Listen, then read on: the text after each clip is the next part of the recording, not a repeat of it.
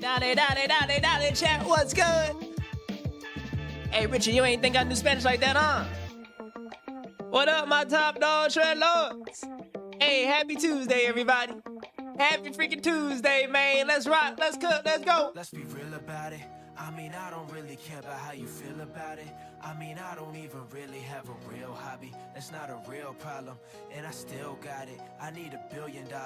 Let's be real about it. I mean, I don't really care about how you feel about it. I mean, I don't even really have a real hobby. It's not a real problem, and I still got it. I need $1 billion. Yeah, I've been in the lab, so I'm not one you see around. Thinking about my goals, so I'm not fun to be around. Now I want the whole field. Ain't no bush to beat around. I take it to the sky, so I don't ever see the ground. Wild call by, you can say I'm in the hunt now. Living out my fantasy, they love it when I touch down. Flyer than a plane or a pelican, I'm up now. Money, true holiday, I'm playing for the Bucks now. I'm out in BK, Steve Nash. I don't see much, man, I only see cash. You can't be mad, you need to relax. And my favorite drug is hustle, I'm about to relapse. I'm getting all this money just from making these apps. Hope they take care of my Alright, what we doing here? I'm managing my waist, so they saying he's trash. But they look me up on Google, they be keeping these tabs. Let's be real about it. Hey. I mean, I don't really care about how you feel about it. Oh, water, I mean, goss. I don't Yeah, even just had really water. have a real hobby. It's not a real problem. And I still got it. I need a what? Let's be real about it. What up, y'all? I don't really care about how you feel about it. I mean, I don't Happy Tuesday afternoon and evening. Hope everybody's doing immaculately well. We just catching up on the markets, y'all. We just catching up on the markets, chat.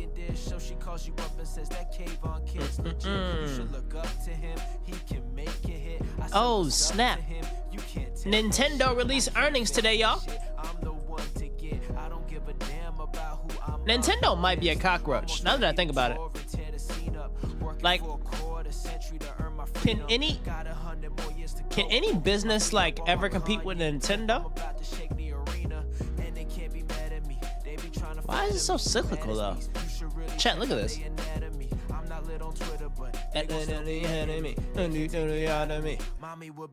Let's be real about it.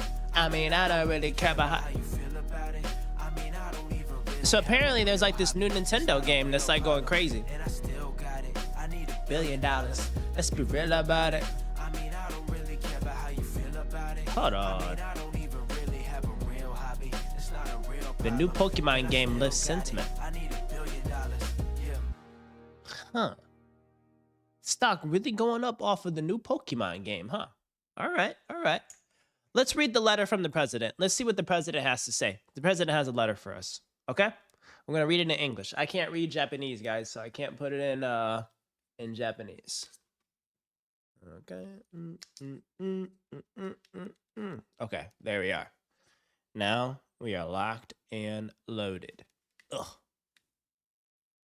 Glasses with headphones is such a... Okay, so where is this from? I think this is from... I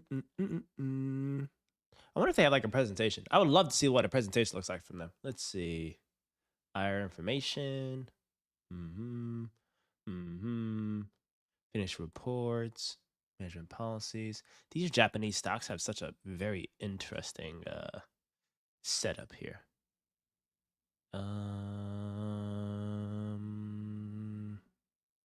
do we like see these things? Fiscal year earnings release schedule. Shred Lord. Let's see. March 31st. Huh? So I guess they haven't. Hold on a minute. Okay, hold on. Nintendo. Okay. Boom, boom. They sue Trump over fraud. Sue Trump over fraud. What kind of fraud are they talking about? So I guess it's literally just the game. So it's like nothing really came out. It's just sentiment has been increasing. What is this game though? What's it called? New Pokemon game? New Pokemon game. Let's see what they got here.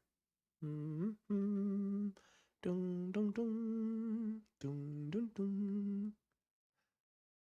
Are we really out here doing diligence on Pokemon games to see if it actually will influence the stock? All right, here we go. All right, here we go. The Pokemon Pokopia is a game about rehabilitating a broken world. That sounds a little too deep. All right, here we go. This is such an interesting article. It says, on Friday night, my boyfriend and I sat on the couch for a refreshing evening of doing nothing. We tuned into a baseball game. He picked up my guitar, and I eagerly booted up Pokemon Pokopia, the 30-year-old franchise's new cozy life simulator game, which is unlike anything we've seen from Pokemon before. Huh. Okay. Solid. Pokemon Pokopia. Oh my goodness. What the heck? Here we go. I'm so excited to play this cozy new game to escape the horrors of the world. You know, where you get to make friends with little guys and decorate an island.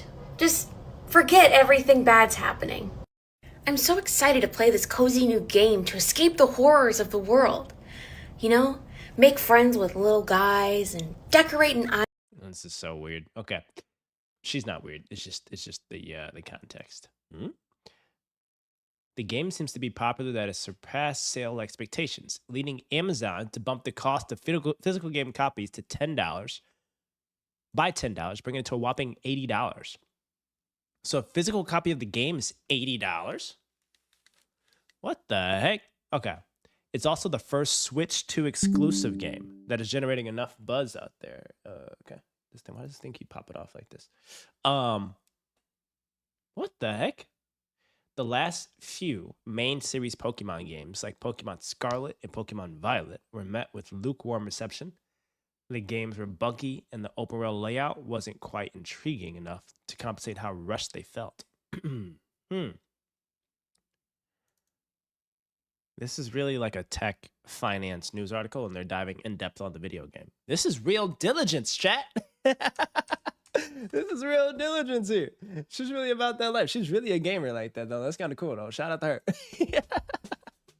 Shout out to her. She's really a gamer, chat. Anyway, I'm not even interested in this thing anymore. It looks cool, but we got business to buy. We ain't got no time for no dang video games. Unless it's Arc Raiders. We ain't got time for no video games unless it's Arc Raiders. Let me just catch up on the world real quick. And then chat, today, we're doing work with Kenny. Today, chat. Today, we are comparing... What are we doing today? Oh, ADP versus Gusto. We got to finish our website. We have to source some businesses. We have to look through 10 small cap businesses on the Russell 2000. We got a lot of work to do. Let's chop some wood. And we got to get smarter on the markets. We got to get a lot smarter on the markets. But we have to figure out the whole ADP versus Gusto conversation. Because we have to make payroll. But we got to figure out how to make payroll. Chat, did you guys know that there's like some businesses out here that like write physical checks to their employees? It's kind of wild, right? Hey, Boogie, what up, Top Dog Shredler? Am I gooping tonight? I think I might. But it'd be like later though. Probably off stream. I realize one goop a week keeps the doctor away. These guys look like twins. Who are they? They're the Trump brothers or something like that? Everybody's in Paris right now for like this Fashion Week stuff. You heard about that? The scramble for Morocco's energy future. Short sellers target Wizz Air as Iran war wipes out profits. Dang. So many niche things going on in the world. It's crazy. So many niche things going on in the world. Do solo on stream? I need to see how you keep selling us. That is straight cap, Boogie. If I did this solo on stream, you will literally see pure greatness, bro.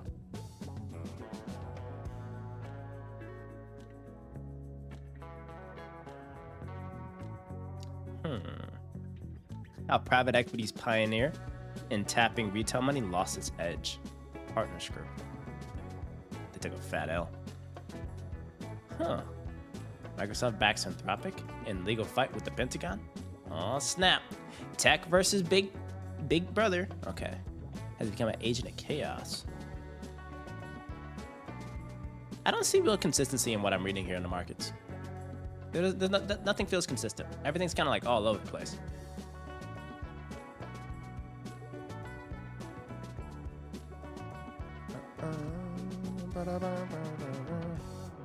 All right, let's focus on. Let's do our 10 business or 10 small caps. Russell 2000 list.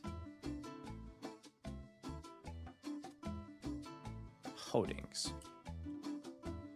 Because I'm quite sure that if we make it through, if I do 10 a day, that means in 200 days we'll go through the full Russell 2000. That's not efficient. That's not efficient. AI must be able to help.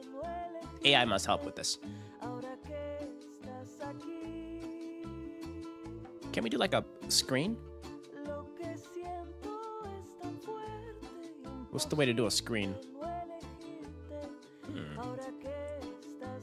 I'd like you to screen the full Russell 2000 list and prepare me a filtered list of companies that fit the following criteria. Revenue growth, CAGR of 20% plus over the last 5 years. Adjusted EBITDA margins of 30% plus consistently over the last 5 years. What else we need? We also need return on equity of 15% plus. We also need no long-term debt on the balance sheet.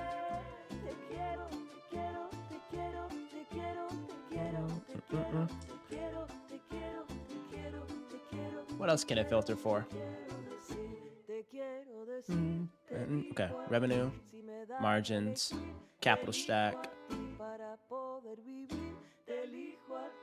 I don't care too much about like the recent trading because the recent trading is like not really indicative. Right now, all the asset prices right now have been trading in like the most abnormal levels.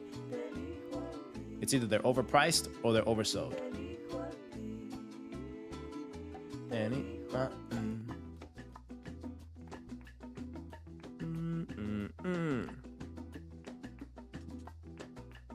All right. Okay. So we need strong balance sheet, healthy cash position,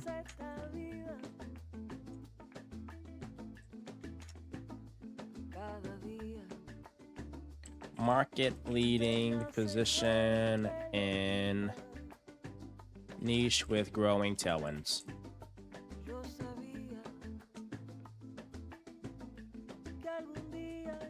Strong customer base that is recession resilient.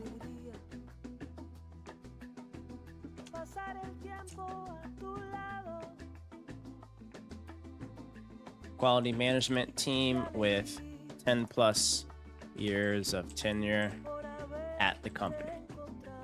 It's gonna be impossible for AI to pull this list. Let's see. It's gonna be impossible. Let's see if they can actually do it though. That would be very sick. That'd be very sick.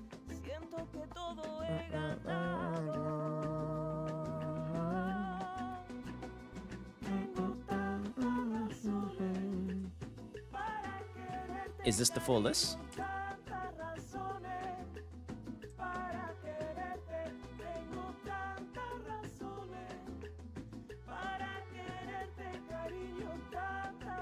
I need everything. I need everything. I need $1 billion. Let's see what we got here.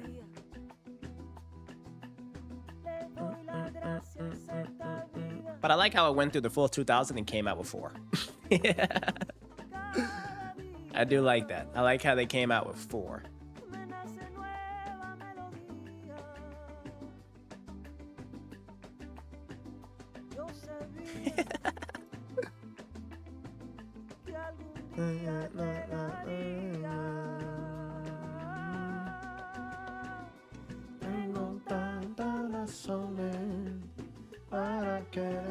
Okay, we're gonna use these four. We're gonna start with these four. UFPT.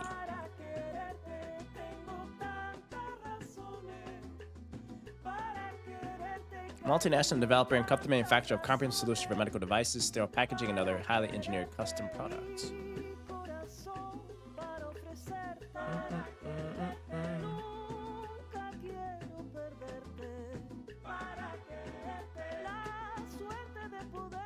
Look at this analyst coverage. Tiny. Lake Street Capital Markets? Never heard of that.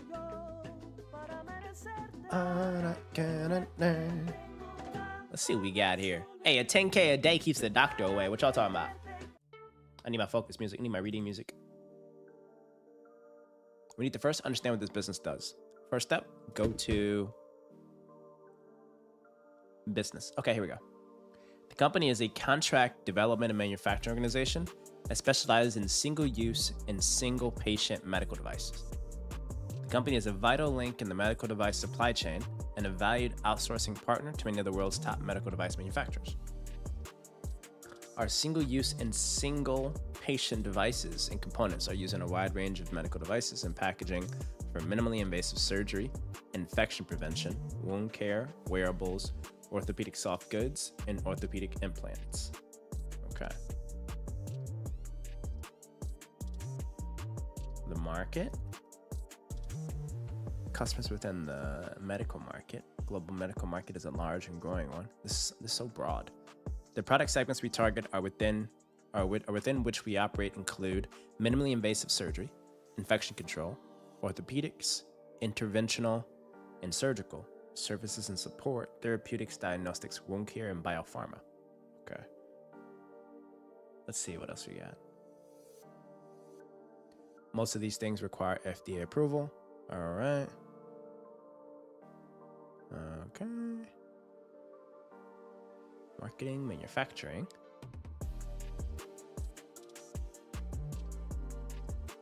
So they do the cutting, routing, compression, and injection molding, vacuum forming, micro molding, thermoforming, laminating, radio frequency, and impulse welding and assembling for medical custom molded foam products and thermoplastic welded devices.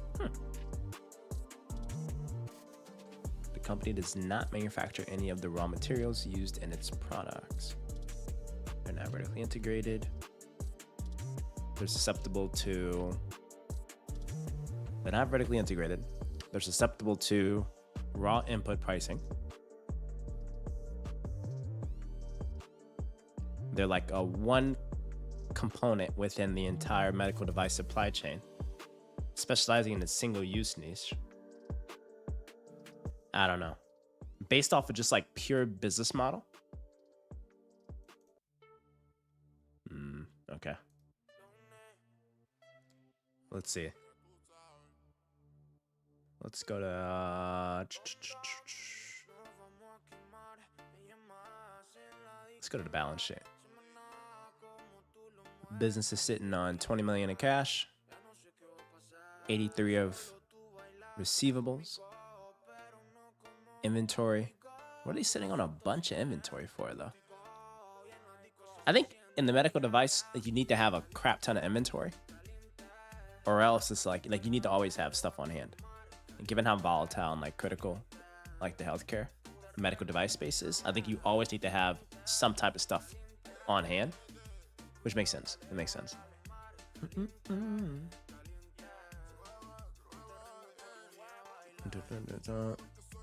Goodwill.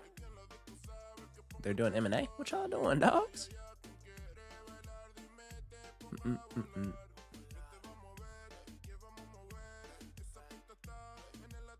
Long-term debt, less current portion, 123 mil.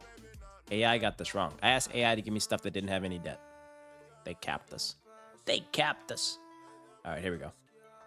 I like this growth CAGR though. Like, check out this. Over the last 2 years, revenue growth more than 50% growth. It's growing at a very healthy clip, at least top line. Caliente, caliente.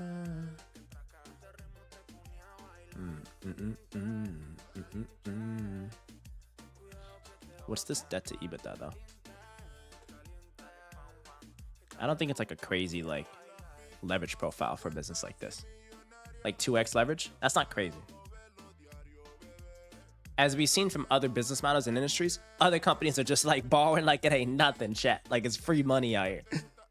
The reason why I look at like the leverage profile is like if they're borrowing a lot today, chat, it's just like it's like a crazy environment to borrow right now. Like interest rates are like ridiculously high. But you gotta see that like the use and like the strength of their borrowing, like it's gotta lead to like something substantial. Like if you're gonna borrow, you might as well finance some growth, right? But that's just me. Hey, that's just me, chat. Anyway, okay. So let's see what they've been doing with their credit line. So they raised 125 million in long-term debt in 2024. They've been paying down the revolver. That's a fat revolver balance. They took out huge advances on the revolver. They've been taking out huge advances on the revolver. How is their revolver? Wait, damn, hold on. This is crazy work. This revolver balance is like bigger than like their term loans that they're taking out. That's kind of backwards, isn't it? Usually that doesn't make any sense. Usually you will pull out of like your term loan because like your revolver is kind of like your credit card as a business, and it typically is like your highest interest rate product on your capital stack. That's odd. That's very odd. What else we got? Principal payments on long-term debt. Okay. Payments for statutory. All right, none of that is like fascinating. Acquisition of new businesses, net of cash. Boom, boom. But I will say, I think a large part of this is they tried to do M&A last year, or 2024. So that's where they had the term loan issuance. Now the question is, did that lead to like synergy? Did it lead to like margin improvement? So let's see, 2024, or let's compare 2023 pre-acquisition to 2025 post-acquisition, right? So 2023 margin profile on this kind of business, and I'm looking at net income margins, 44.9 divided by 400, 11% margin versus 68.3 divided by 602. 11.3. No real margin difference. I'm not seeing any crazy margin upkeep or uptick. So now the question is like, all right, what are they doing all this for? You're gonna do all this debt, and it's like you're just like when you're going through an M&A and you're doing tuck-ins, you're distracting management from like the core business and the core product. That's not usually the best case if you don't need to do that. Let's see how the stock is doing. Chat, you see how much work we do before we even look at the stock chart? Turn me up, short lords. All right, UFPT stock.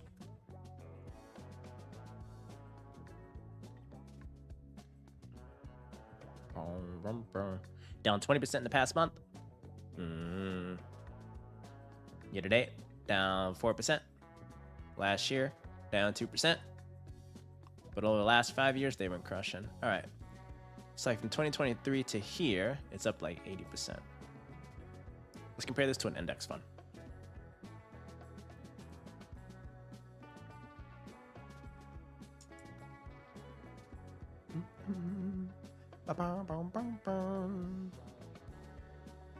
All right, you got 3x over an index fund. Let's compare the last year. Outperformed an index fund. Nasty work, chat. Nasty work. I don't think it's a good time to get into this one now. Certainly don't think so. Damn, the S&P is like flat this year overall. Sheesh. Okay. Not getting. Next. What was the other one that they told me? They told me something goofy. Okay. Innodata. INN. Ooh, let's go to the 5-year horizon. Innodata. No, data's way too volatile. Look at that chart. I don't even want to look at that thing. That thing's like nasty. That's a nasty work right there. Vita Coco, though. Hold on, Vita Coco. What you know about that Vita Coco? Ooh.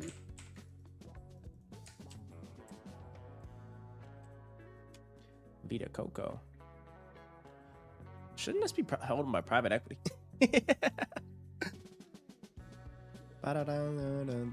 They started in 2003.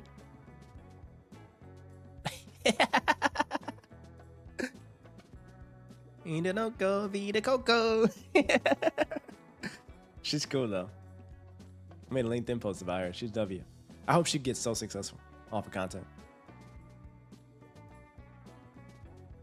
All right, let's see.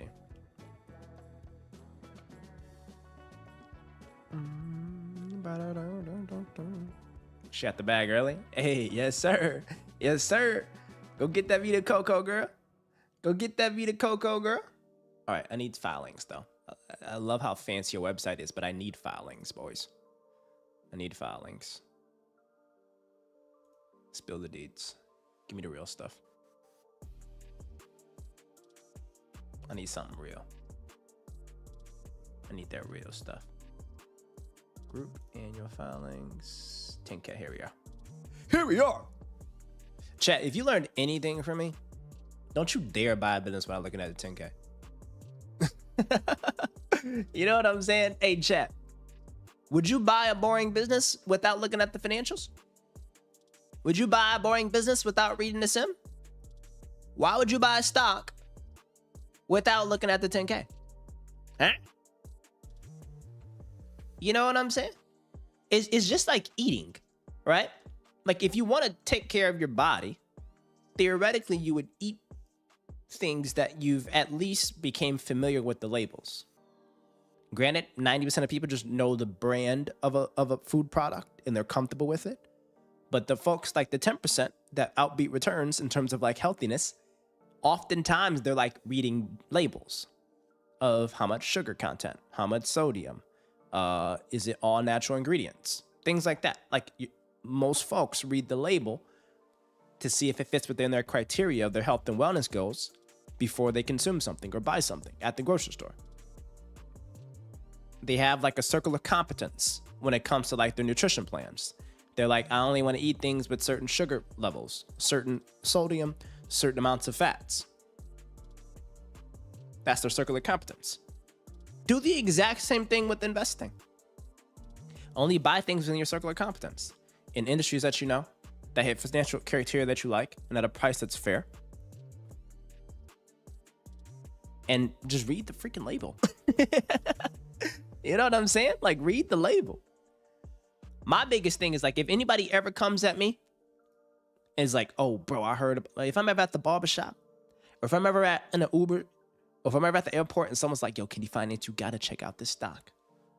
I'm going to ask, did you read the 10K? What's the 10K say? Tell me about the capital structure. Are they over levered? Right? Have they grown 300% because they took out like a freaking 10x levered term loan to fund short-term growth? But that growth is only short-lived for 1 to 2 more years. So their growth is essentially debt-fueled in a high interest rate environment. It paid off for 1 year, but I don't think it's going to pay off for the next 5, 10 years. What? No, come on, no. A business's 10K tells a way better story than what a stock chart can tell. You know?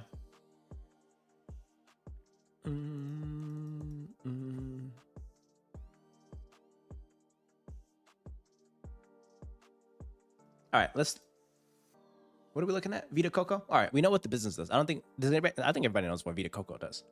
We should probably just go straight to the financials, right? Yeah. If you guys don't know, Vita Coco does coconut water. They're like everywhere. You know? They were pioneers, packaged coconut water in 2004, extended their business line, and they're a large supplier of private label coconut water as well. Their branded portfolio is led by the Vita Coco brand, which is the leader of the coconut water category, and also includes coconut oil, juice, and milk offerings. They also have Power Lift. They also have Runa, which is plant-based energy drink. Vita Coco's in 35 countries. They have scale. They have network effects. They have catchy lines. All right. Let's get into the numbers. Boom, boom. Okay. Here's like a breakdown of the numbers, actually. Revenue increased 18%. COGS increased a little bit as well. SG&A had a crazy jump. Net income's growing 28%. Like to see that.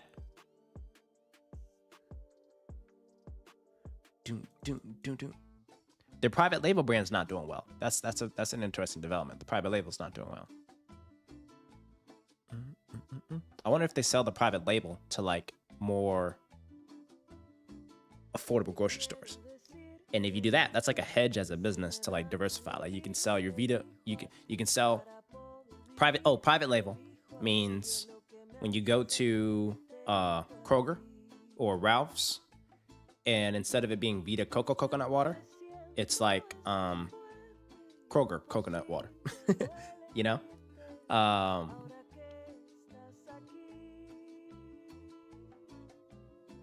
And oftentimes it's like it's the same store. It's like the same customer buying two different products, just at two different price points, right? Like Kroger doesn't have like a huge food manufacturing footprint. You know what I'm saying? To make all these different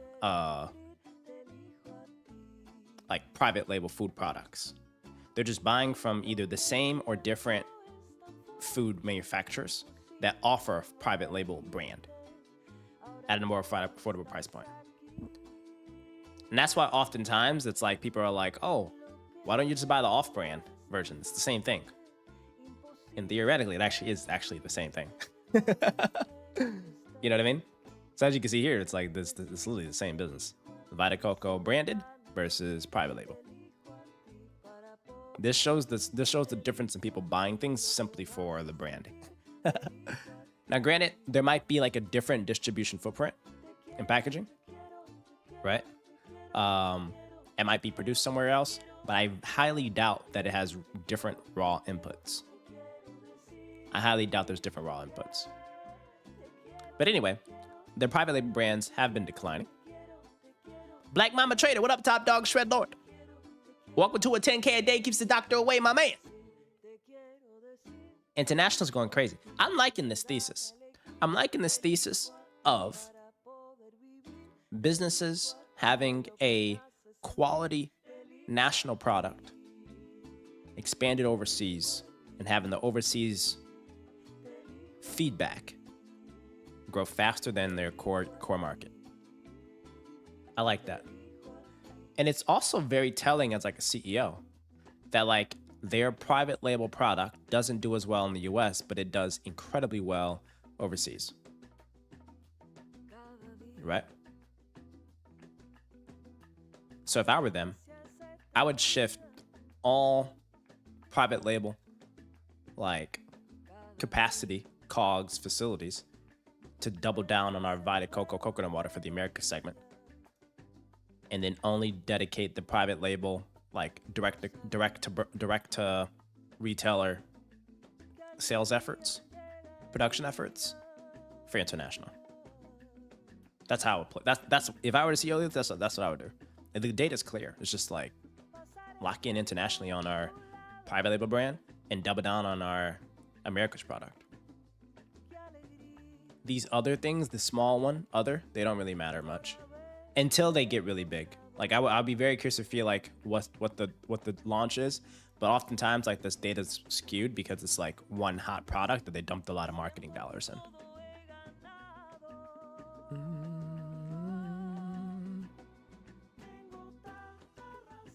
And then the net sales, and if you want to think about, if you want to go even deeper, chat, if you want to build an operating model on these kind of businesses, the operating model on this is P times Q, price times quantity, right?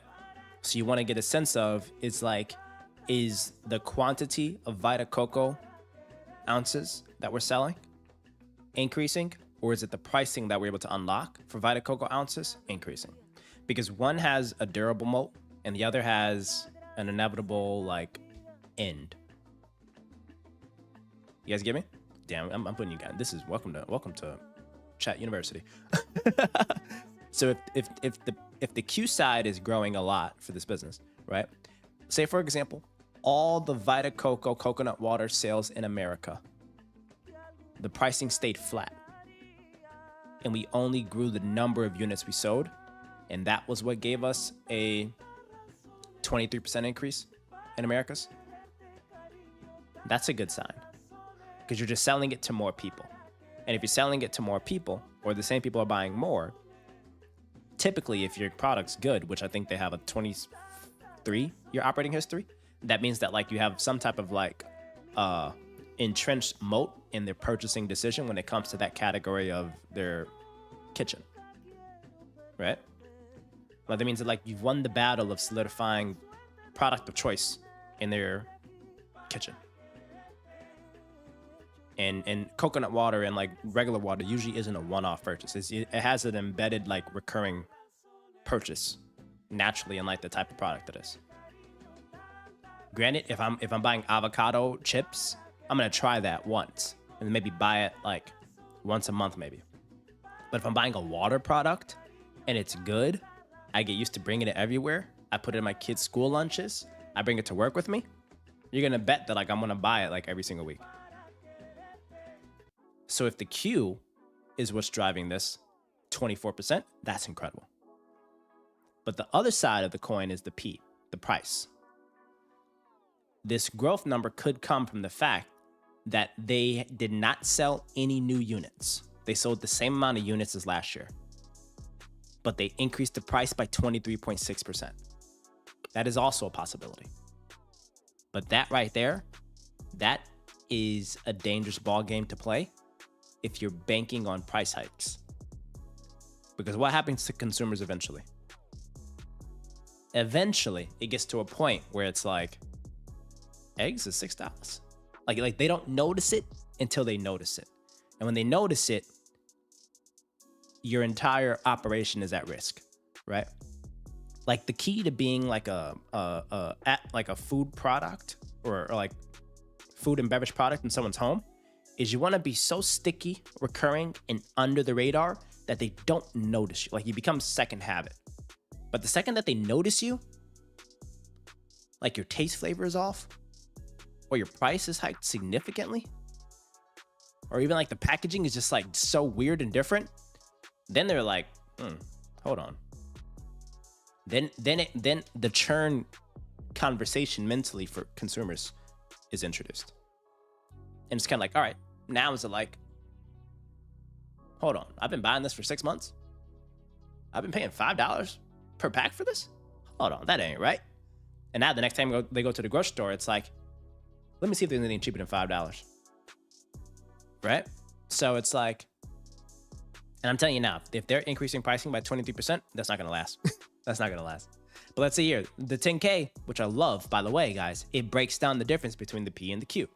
So America's net sales increased $66 million or 15%, primarily driven by CE volume growth of 11%, with additional benefit from branded price increasing.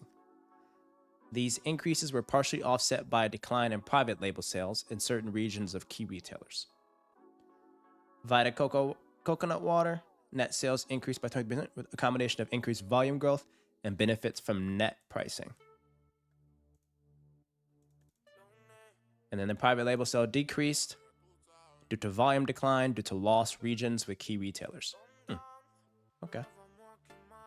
Now, if you wanted to go a little bit deeper in this chat, I don't know if they have the data on this, but if this was a private business and you want to do a buyout of this, what you will want to ask for is you will want to get a log that has volume and pricing weekly, because I think there's like weekly distribution relationships with these things, weekly or monthly, like bulk orders by store, right?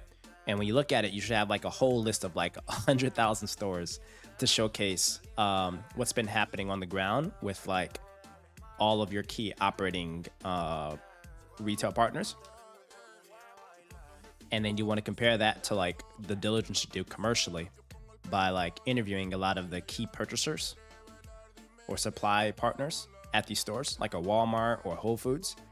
Like there's like people that work there that are like key buyers, meaning that they're focused, they have a budget that Walmart gives them or that Whole Foods gives them, and they have to allocate that budget across the portfolio of products.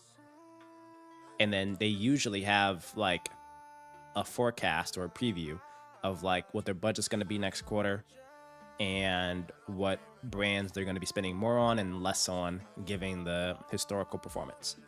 Because here's the key. If I'm the head buyer of beverage products at if I'm the head buyer of beverage products at Whole Foods, and I realize that like last quarter's portfolio of what we purchased had like didn't sell, right? Or had reduced foot traffic in that area, or like our marketing campaigns for like certain initiatives and like branded like cardboard pop-outs, if those didn't have a clear enough ROI, I'm not going to buy as much of those products as I wanted, as I did last quarter. So therefore I reduce my appetite for budget for the next quarter. And that then hurts the actual like suppliers, like a Coco, Vita Coco. That's like a draconian, and not draconian case, like that's typically how a downturn in these happens. But let's see how these things are working. Let's see what happens here. Let me go deep. Let's see. Show me the tape. Oh, Goodwill. What they've been buying?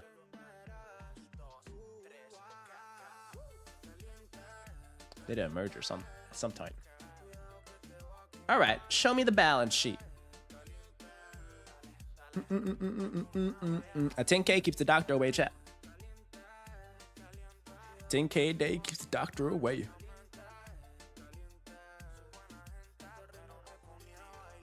That's not bad. $200 million of cash.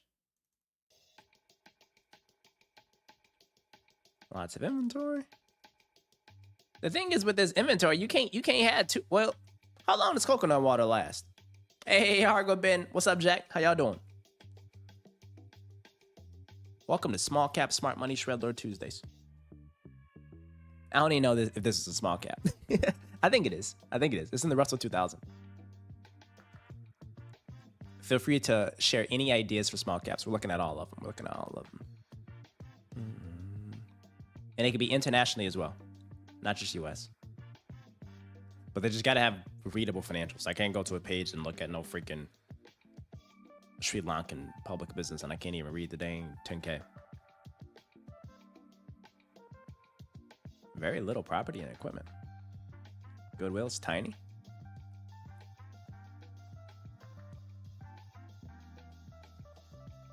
Beautiful reverse.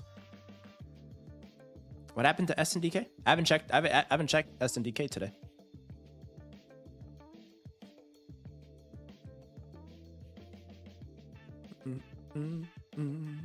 Bum bum ba bum. Bum bum boom boom.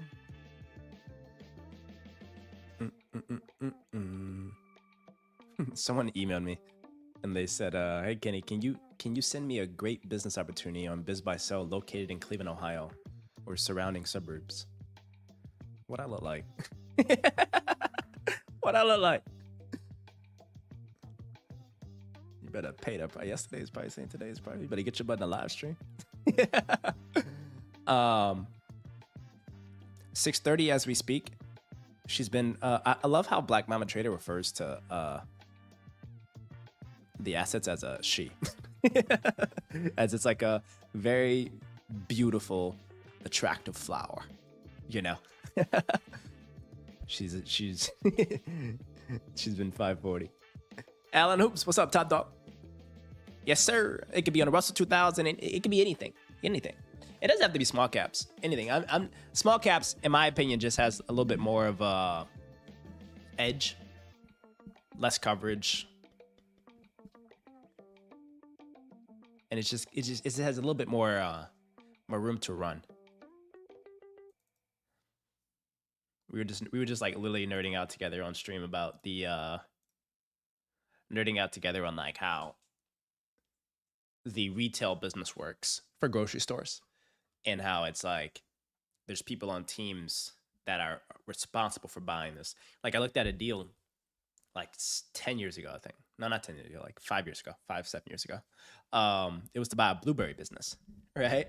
So if you guys ever go to the grocery store, whether it's Whole Foods, Ralph's, Costco, and you guys go to the blueberry section, there's like 3 to 5 big brands of blueberries out there.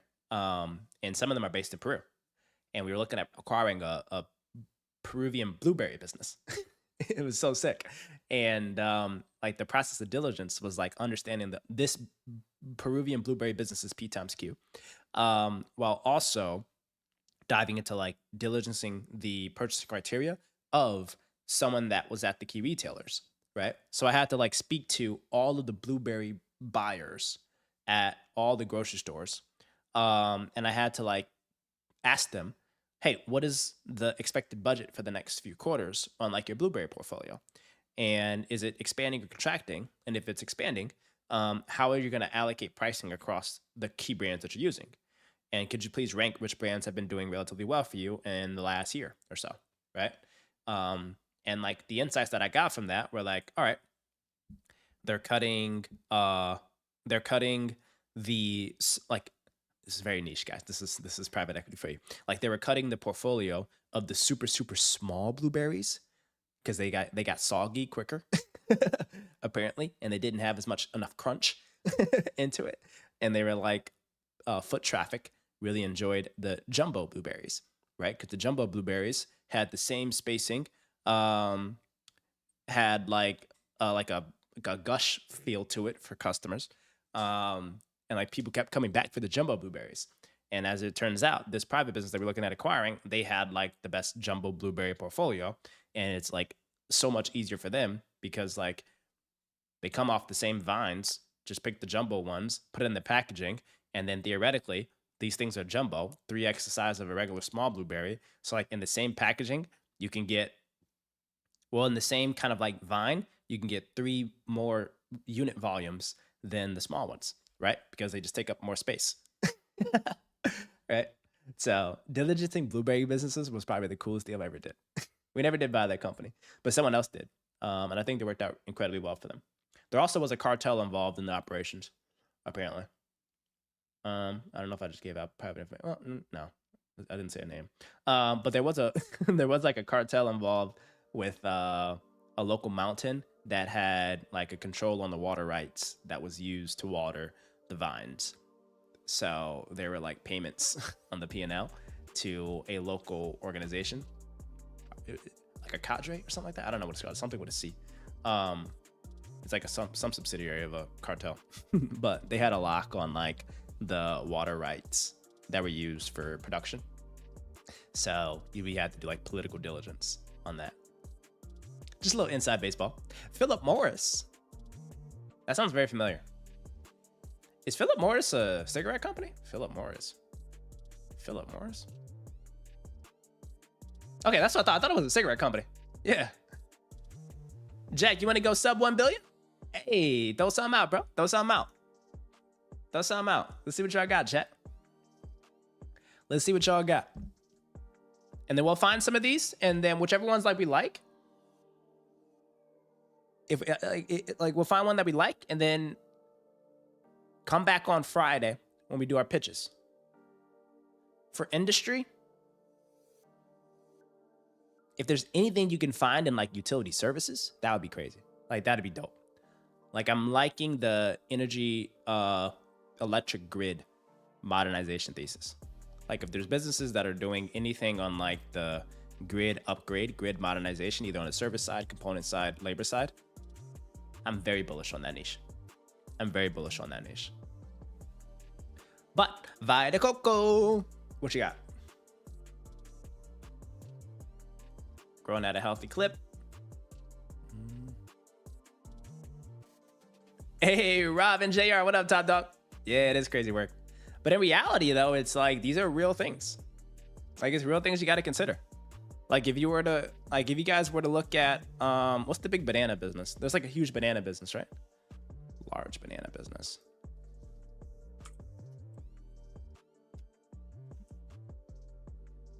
What's it called? Oh yeah, Chiquita. Like you've heard like a Chiquita? Oh wow. Okay, well, that's weird. Chiquita business.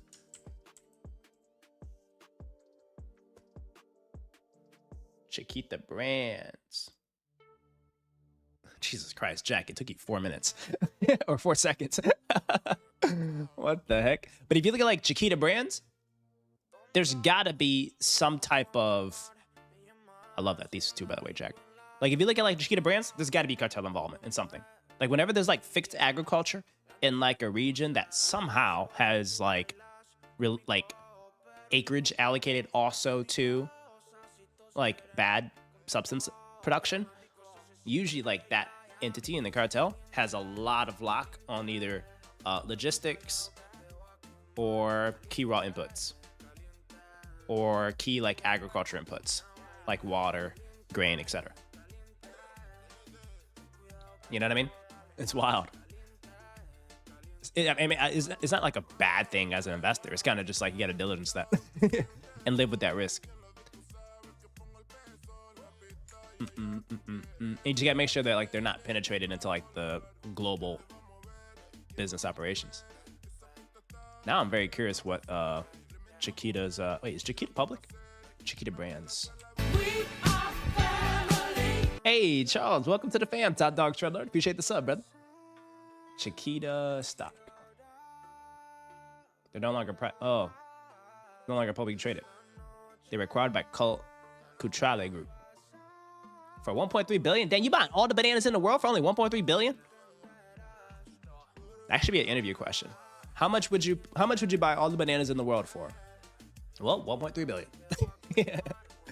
Anyway, all right. So Vita Coco, they've been growing at like a semi-healthy clip. SG&A, they're very disciplined with this here. I like this. They're very disciplined with their SG&A growth. Speaking of bananas, Dole is way cheaper than you think. Oh, Dole's public? What else we got? All right, let's look at the balance sheet.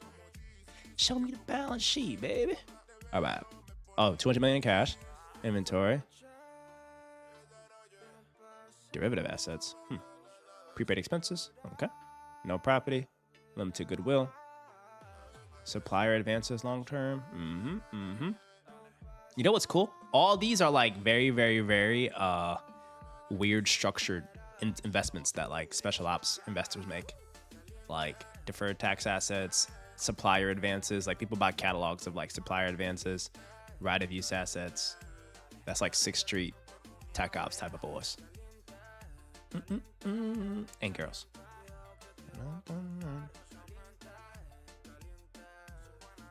Operating lease liability. Balance sheet is very clean.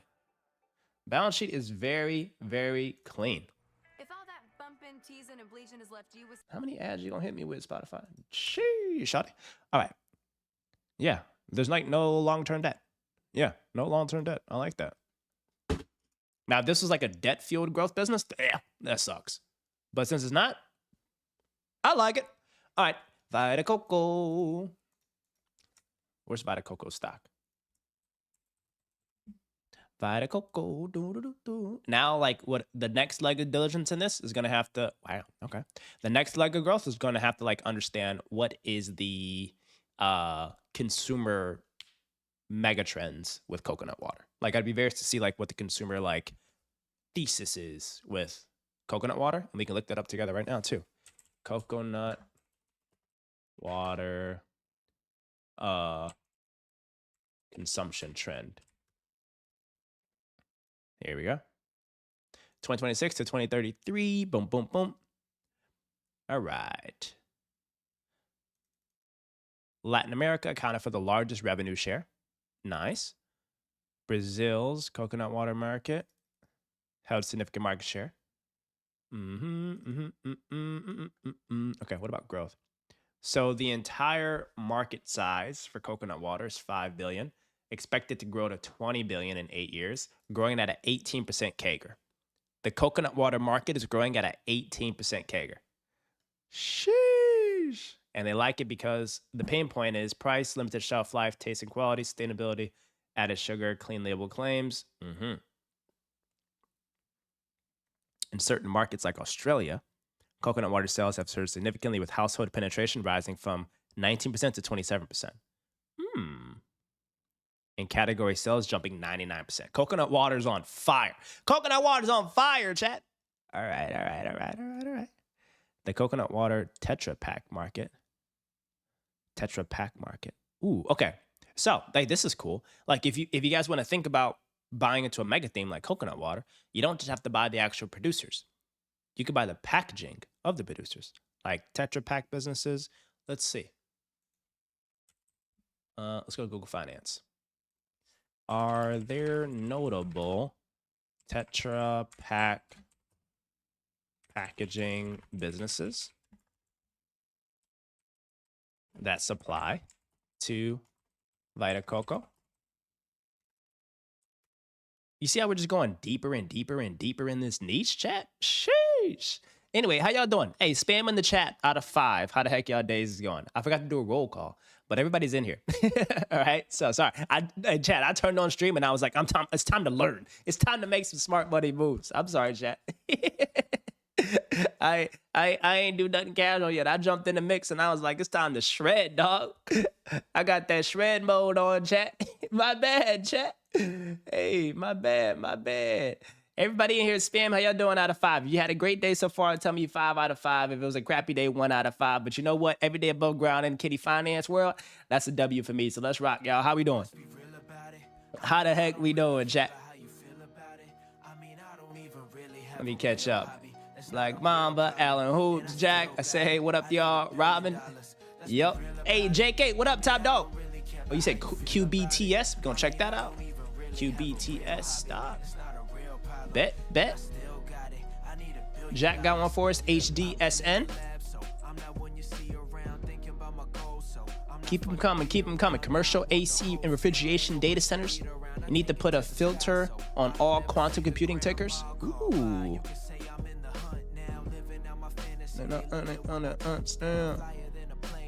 Coca-Cola Consolidated might be a good one. COKE. And I only see cash. Relax. What else? You like Vita? Also, Alan? Yeah. My boy Alan's got a 5 out of 5. Let's rock. No, not QBTS. What's QBTS? Wait, where you see QBTS? I don't really. Oh, you got something against Jake's name? Hey, Jake, defend your name, bro. NBIS. Jake, defend your name, bro.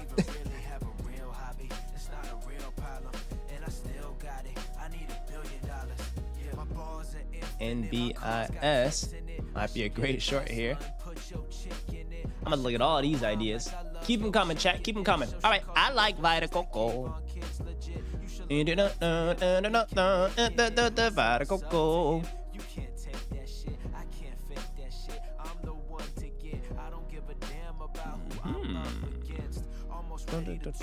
Put my seat up. All right. This one's on the Filipino Stock Exchange. If I know anything about the Filipinos, them boys got something going on. Politically and business-wise. I can say that because I'm part Filipino. I ain't being raised. I'm not investing in the Filipino stock market. Not at all. Forget about it. All right, let's dive into the first one. ABTS. And I still got... Jesus Christ, this is a $9 million market cap. Chat, we can buy this now. Feel about it. I mean, I don't even really have a real hobby. Sheesh. Who said ABTS? This ain't going nowhere, I don't think. I don't think this one going anywhere, chat. ABTS?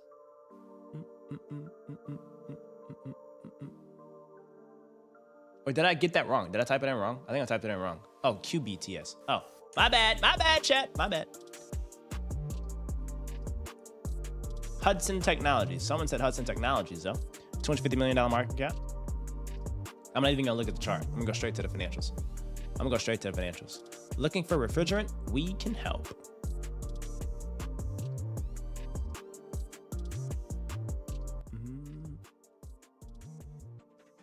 Dude, what the heck? This seems like a huge capital intensive business. One of the largest refrigerant selections in the industry. We have provided after-hours refrigerant shipments to our customers up and running as quickly as possible. We can be reached 24 hours a day, 7 days a week for routine and emergency shipments. AKA pricing power. Pricing power. Bird City. All right.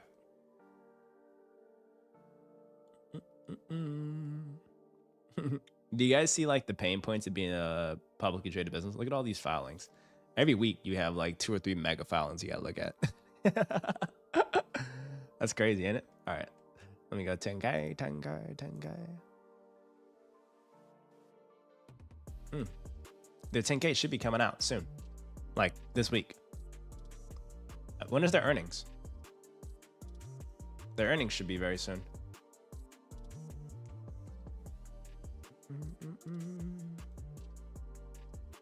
One of the earnings. Okay, so I guess quarterly filing is the latest. Let's see what we got.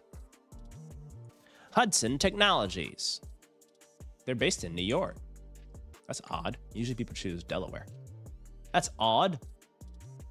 But we need to go to the 10K actually to learn what they... Well, we know what they do. They do refrigerants. They do refrigerants. Their financials are unaudited though, chat.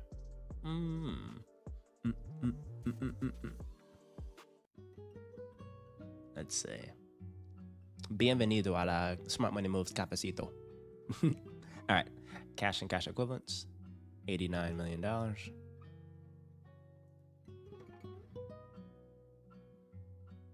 Trade accounts receivable. Net of allowance for credit losses. Okay. Credit losses are minimal, so that's okay. Inventories, they gotta have that. If they want to be available 24/7, you gotta have hella inventory. Prepaid expenses, solid. Property, plant, and equipment. Goodwill.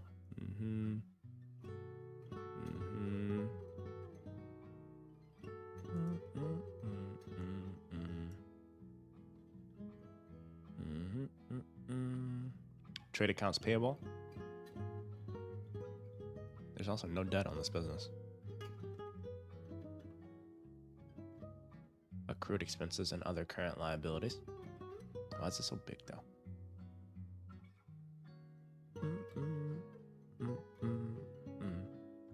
The business isn't growing financially though.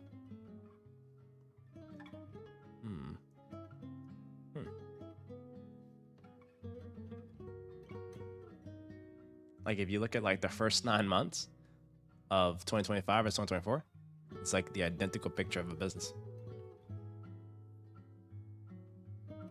What they doing? What are they up to? Be like, what y'all doing?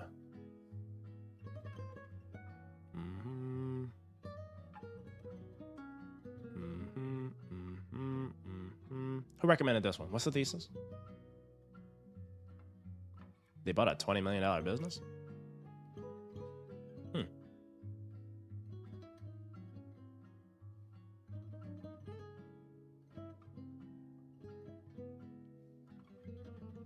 So they have a $20 million tuck-in they just completed.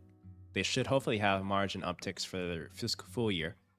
The business is sitting on $90 million of cash and $100 million of inventory that they could sell theoretically, and $25 million of receivables. So they're sitting on around 220 of like tangible quality assets. And the business, what's the name of this? What's this ticker? HDTS? HDS? What does this one do? HDS. Dun, dun, dun, dun, dun. Hudson Technology stock. Oh, and the market cap's 250. Jack recommended this one, didn't he? This is a Jack thesis.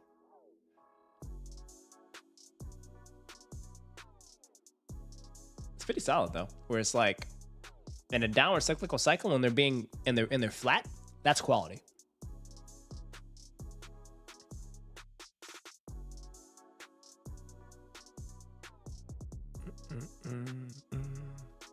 All right, next one. Coca-Cola. Is this the one that Warren Buffett owns?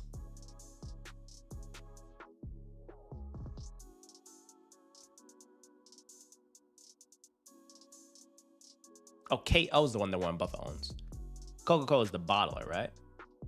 Aren't there like a bunch of like private bottlers?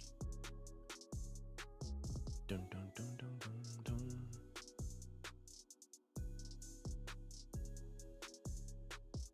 Coke, not KO. Okay.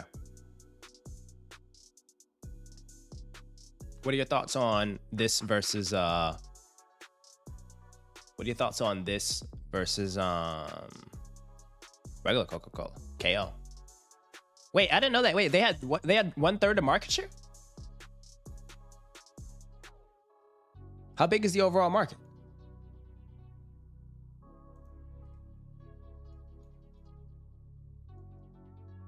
Like this refrigerant space is like a sub $500 million market? Sheesh. Okay, wait. Let's go to Coca-Cola. Coca bottling. Oh, 10K. If you learn anything from me, chat, don't buy a business without reading the 10K. It's just like reading the label before you put anything into your body. You see, they're Delaware.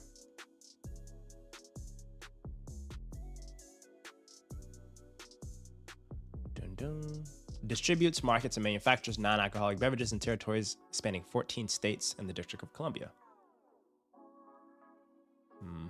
85% of our total bottle can sale volumes to retail customers consist of products of the Coca-Cola, which includes some of the most recognized popular brands.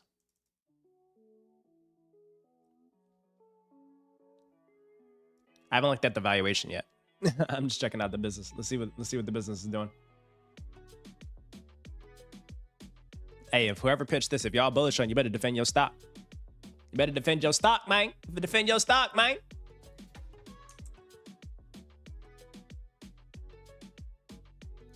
I'll let you know my thoughts in 5 seconds. Or like 1 minute. Flat revenue growth. That's definitely not tech oriented.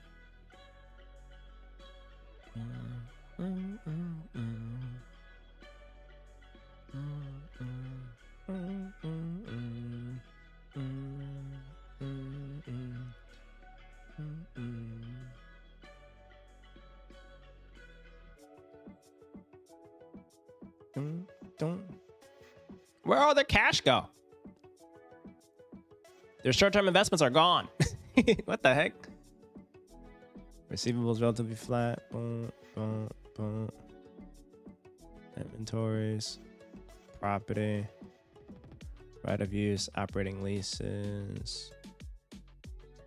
Goodwill.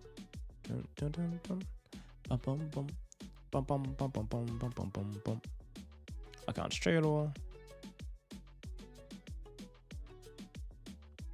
Accounts payable to the Coca-Cola company. That's funny.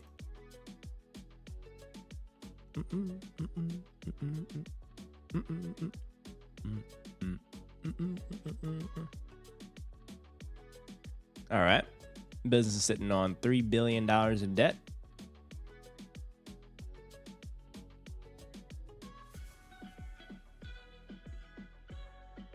About 6x leverage. About 6x leverage. I haven't seen the chart. What does the chart do? What does the chart say?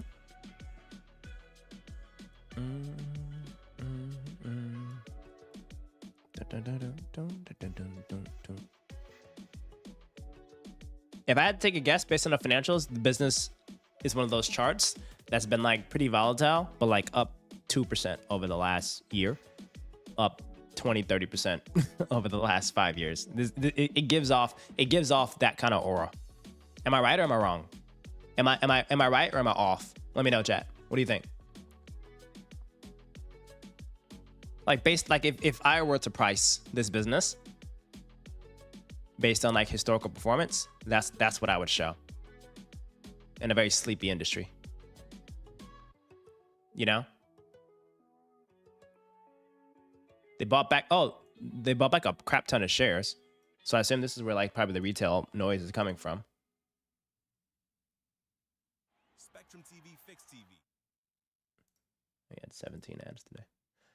KO just sold their stock in Coke.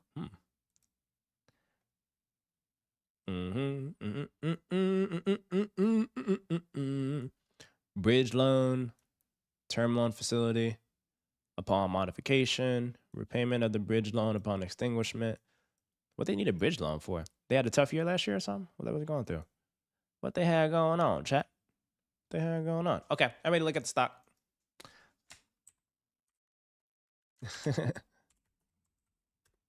Let's see. All right, so 1 year. Wow, what the heck? It's up 70% in a year? That's not right.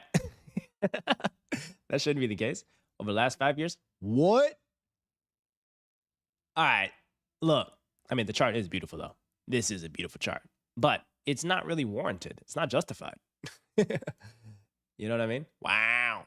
Sheesh. This is crazy. What am I getting wrong? Well, no, maybe I'm not getting anything wrong. Kind of just like, because if you're in the midst of this evolution, it's kind of tough to really like tell what's going on. You know? Jack says he's shorting tomorrow. That's fascinating. Let's compare that to KO. Compare that to KO. Dun, dun, dun, da, dun, dun, dun, da, dun, dun, dun, dun, dun. Okay. Dun, dun, dun, dun, dun, dun. Yeah, this don't make, yeah. Their business financials look very equivalent to what a traditional like packaging and bottling business and distribution business would do. But they're literally trading like a consumer tech business. You know what I mean?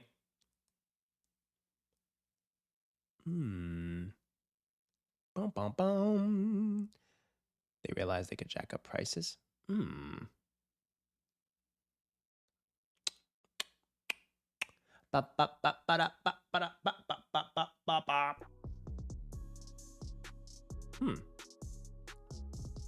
Let's see what they say here. What's the bullish sentiment? Strategic independence on record performance. Company recently achieved record revenue and operating independence after completing a $2.4 billion buyout of the Coca-Cola's equity interest. This milestone, paired with a 31% share price return in the last 9 months, driven the stock to multiple all-time highs. Reward the new governance structure. That's kind of, I don't know about that. 9% increase in net sales.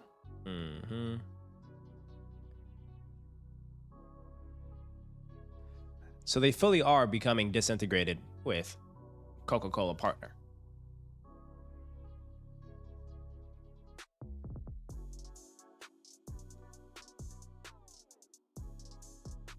Coca-Cola bottle. Wait. So who's in charge of like the pricing? So if I were to go buy a Coca-Cola like tonight at the gas station, like the price of Coca-Cola at the gas station, who influences that pricing?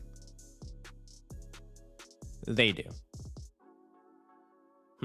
So Coca-Cola, KO, sells to Coke. Coke then sells to retailers because of like the distribution logistical nightmare.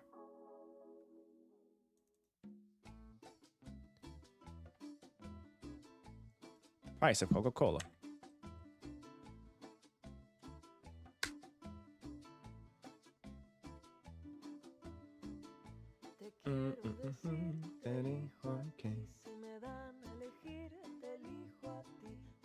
Yeah, that makes sense.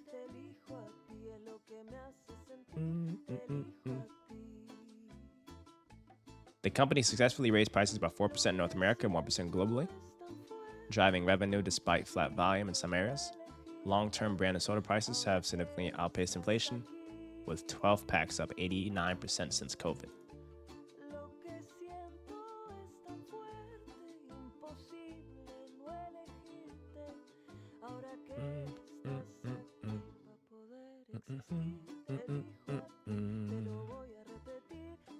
Fascinating. Okay.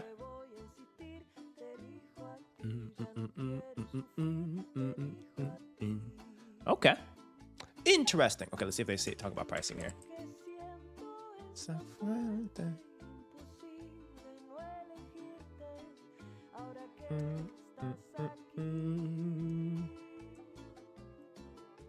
Lo que siento esa fuerte. Let's stay out of chart for this pricing.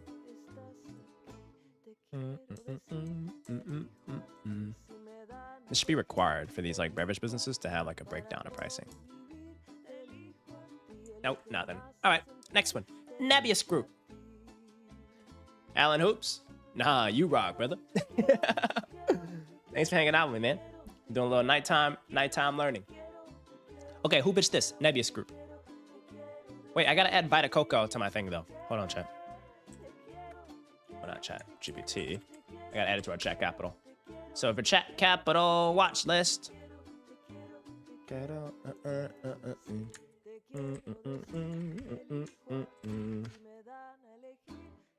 Coconut.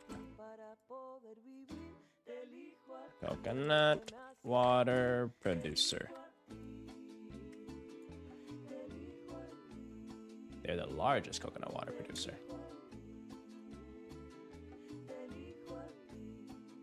All right, Black Mama Trade. Let's rock, man. Let's see what you got, twin. Let's see what you got. NBIS, Nebius. I don't know what they do, but I'm gonna find out.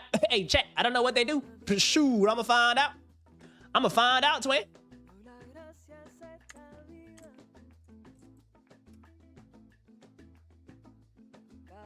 Ooh, hold on. The ultimate cloud for AI explorers. This sounds like IBIS. Are they like a cloud for data centers, or what are they a cloud for? Token factory. Oh, is this Bitcoin? No. Wait, no. Token factory. Oh, wait, tokens are for AI too. Okay, never mind. Sorry, I got spooked. I got spooked. I got spooked. I got spooked. I got spooked.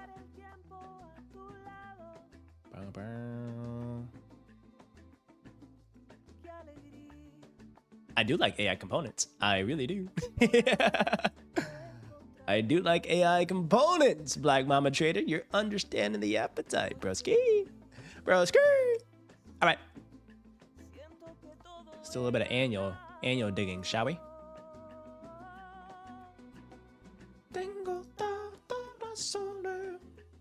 Did they just go public?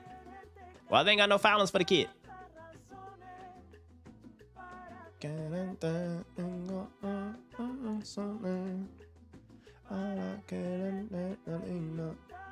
Wait, the latest financials we have is this old?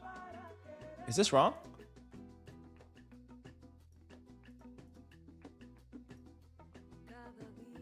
AI Smart Cloud. Guys, did they just IPO? For investors. I mean, for investors. You ain't got nothing for us.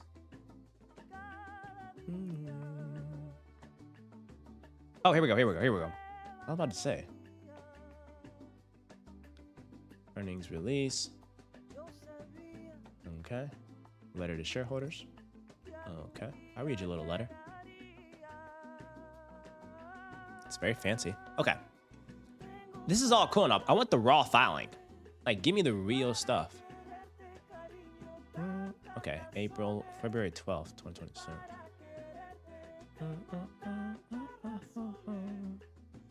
Are they late on their filings?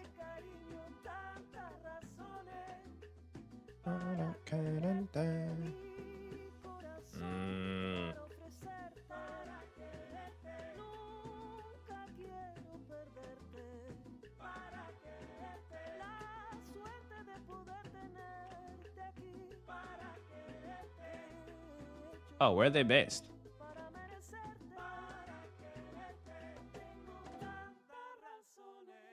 Oh, the Netherlands. All right, let's look at their fancy little chart.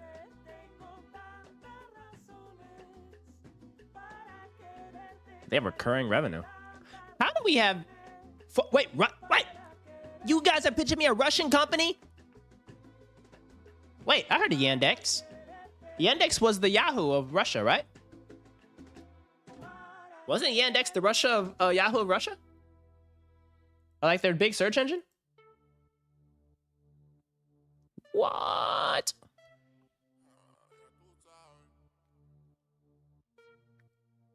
$3.7 billion in cash. Margin increase quarter after quarter after quarter after quarter.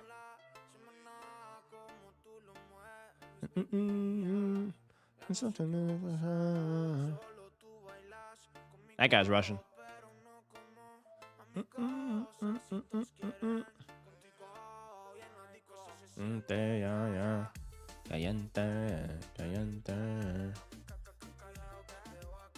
Oh wait, it's like a portfolio of businesses.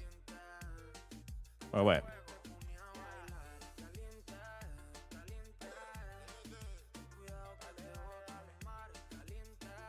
Quite capable.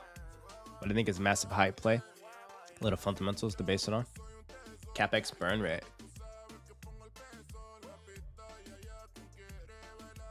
They're doing 15 to 20 billion to fund 9 new data centers and GPU acquisitions. The heck? Who are they trying to compete with?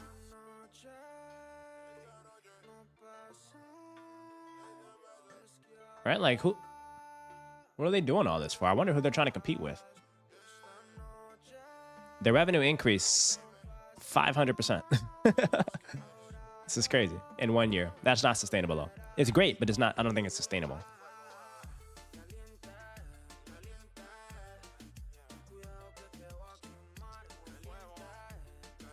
COGS jumped as well. Product development. What's crazy is they're growing revenue like that, and they're spending very little on product development. Not enough. SG&A is huge.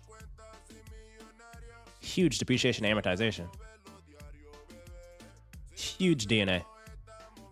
That's worth looking into. D&A were 180 million, representing an increase of 400%. Primary driver of the dollar increases in D&A expenses was continued investments in GPU-related CapEx and related data center hardware, which has massive depreciation. So for the periods presented, we depreciated our servers and network equipment over a 4-year period. Oh, okay. Oh, okay. Never mind. That makes sense. Okay. I didn't know this stuff only lasts 4 years. Okay, so Iron is their competition.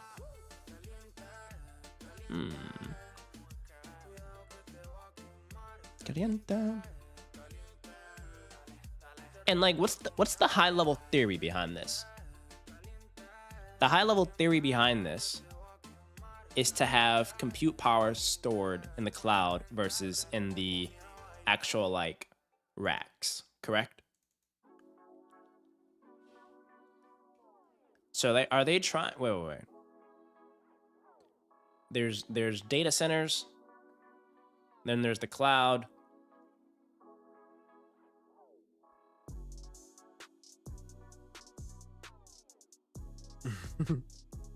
Hey, Hargo Bend. First and foremost, thank you for sticking around. I appreciate you watching the streams over the last 2 weeks, brother. You think you're a novice in a lot of these things, and many of it's overwhelming? It can be. It can be. And that's the point of pattern recognition. That's the point of pattern recognition, man. Richard's been watching since day one. He says it's still a lot. But guys, never hesitate to jump in with like simple questions. Either I will answer them or some of our other like more experienced people will answer it as well in the chat. So it's a safe space to learn. But I'm glad you're here, Hargo Ben. And I can promise you, if you keep sticking around, you're gonna learn a lot of things over the next few months, bro. So on this point, like what I'm trying to understand is that there's a race towards data center capacity.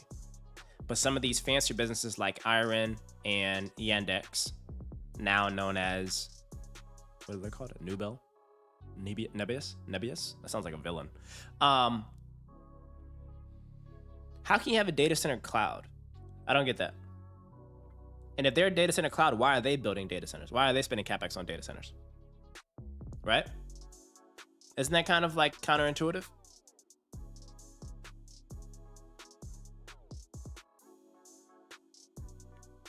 Yep, it's called due diligence. And this is like light due diligence, Hargo Bend. Like we can go deep. We can go deep in due diligence chat. Like we can go deep in the mix. This is kind of just like light due diligence. Just we're trying to get up to speed around like the current story of a business, how they've been doing. It's just like if you're gonna go buy a car, you probably want to open the hood and check out the engine, right? So we're just open up the hood. We're not diving deep into like taking the engine apart and all that yet, but we're just opening it up just to see the engine. You know what I'm saying? So we're just like technically seeing the engine real quick. I want to play that new I want to play a little bit of K-Von music. Let's get a little light skin vibes in. Like you wouldn't go buy food at a grocery store without reading the labels, right? I think it's very wise before you buy stock or any equity investment to just like read some of the labels. Financials, profitability, revenue growth, capital structure, things like that.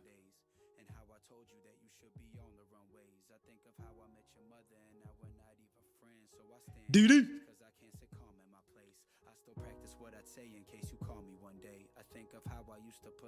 So they usually these legacy companies like Yandex, now known as Nebius, the super devious Nebius, they try to acquire their way to scale or differentiation. That rarely works out. It rarely works out. Like, what's their core moat? Is it AI data centers? If their core moat is not the AI cloud for data centers, they can't compete with Iron then. All Iron does is AI cloud. But this one seems like they do open source database, autonomous driving. You know what I'm saying?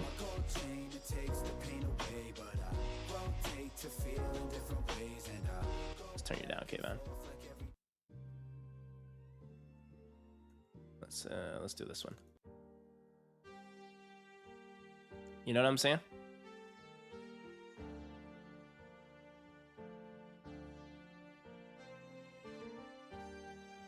But okay, so question for you, Black Mamba, and whoever's knowledgeable in this business: why do they need both? If they want to be like if you want to be a cloud player, why do you need the cloud and their data and like the? I'm so confused. Like, why do you need the cloud and the physical data centers? Like, if I were a AI company,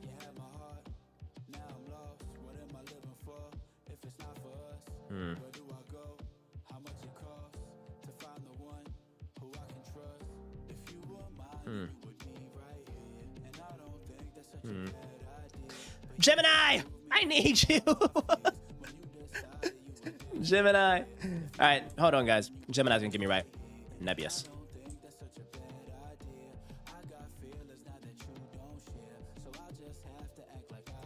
What does this business do?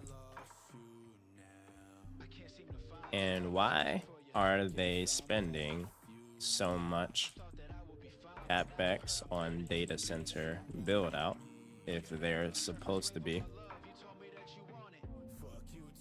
cloud player or AI?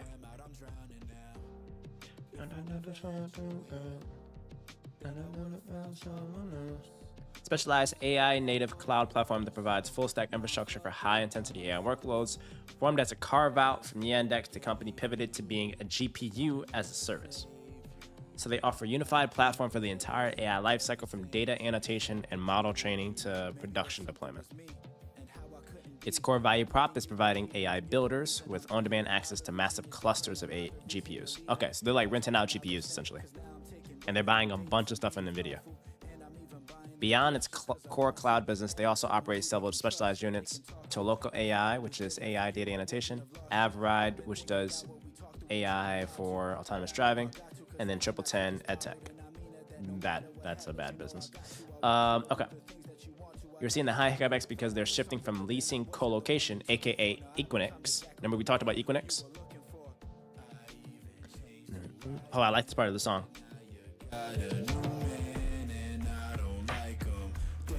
K-Von was so hard when he wrote this part. All right. Company plans 16 to 20 billion in CapEx.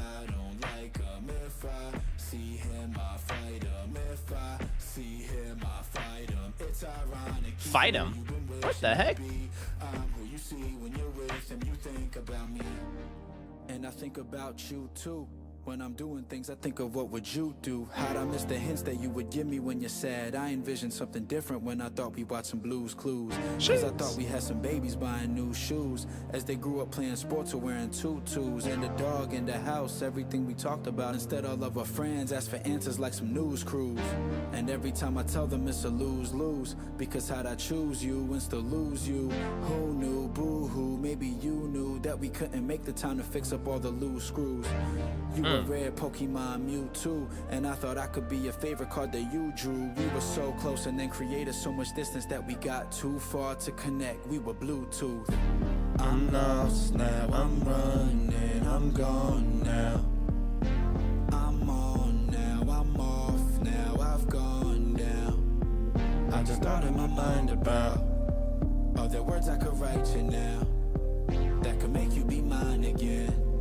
Or is it too late, my time ran out? Guess I'm trying that, girl, I'm crying now. Tears I'm fighting back, with each word I'm typing out. If I was scared before, then I'm frightened now. If I wasn't dead inside, I think I'm dying now. Got no shame about it, yeah, my pride ran out. Do you feel the same about it? Saw you signing out, I'm lost in the hope of us. I'll be hiding there, if you're looking for me, you can find me there, yeah.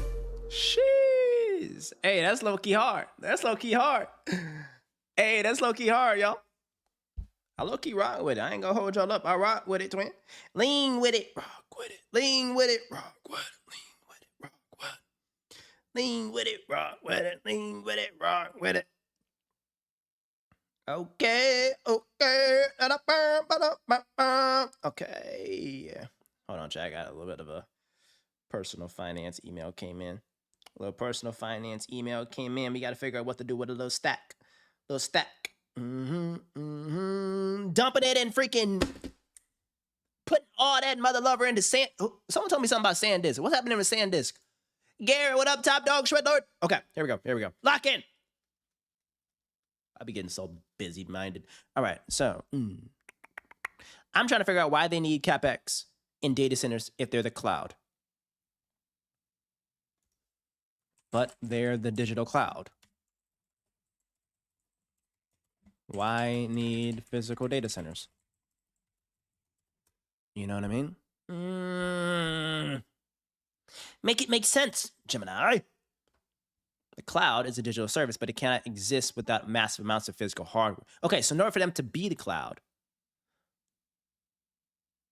they need their... So whoever's behind the cloud needs their own data centers. That makes sense. My bad, chat. My bad. Hey! Black Mama Trader, I said my bad.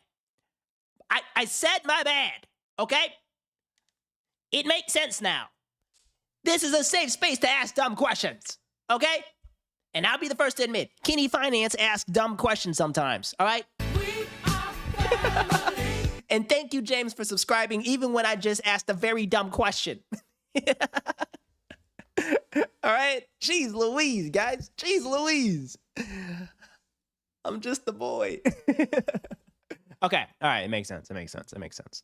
All right. All right. All right. Okay. So not only do I have to try to bet on the ability for this business to have the CapEx and cash to go build data centers and procure the supply chain to actually build this, right? They have to go through the exact same trouble that some of the other AI supply chain partners have to go through as well. They need to secure racks. They need to secure GPUs. They need to secure interconnect cables and all this stuff, which, as we've seen before, has a bunch of supply chain shortages across all of this stuff. So, not only are you layering on the ability for this business to kind of like have a clear demand side backlog, which it seems to be they have. It seems like they do have it, Microsoft and Meta. But they also have like this execution risk. There's two sides of the coin. You have to sell to customers like Meta, Google, Microsoft that are, number one, building their own data centers, but then two, trying to secure extra data center space and capacity with some of these like co-location centers like Nebius. And then you have the supply part to where like your COGS are increasing significantly. because every single supply chain partner is raising their prices because of this demand. You get how that's like a very weird fundamental to be in? It's a very sticky, short-term oriented, like, it's a very sticky place to be in the middle. You get me, guys? I have an existential risk of Microsoft raising $1 trillion note and building data centers themselves. I also have, on the cost side, every interconnect, every rack, every liquid cooling, and all that raising prices by 20% per quarter on me. So it's like, I'm hoping and praying that my customers don't leave me because they can build this themselves, but they just don't want to. But then I'm also being tightened on the cost side, and it has no clear ending. It's kind of like, you know? I don't know, guys. I don't know. It's like a tricky way to play ball. You know what I mean? It's a tricky way to play ball in the long term. Like, this works normally in the short term, but like long term, no sé. Chat. No sé sobre este negocio. You see? No sé si este es un bueno o mal negocio porque mi customers y mis suppliers es un tricky, un mal situación. ¿Sí? ¿Sí o no, Richard? Hey, Richard, ¿sí o no, huh? ¿Sí o no, papi?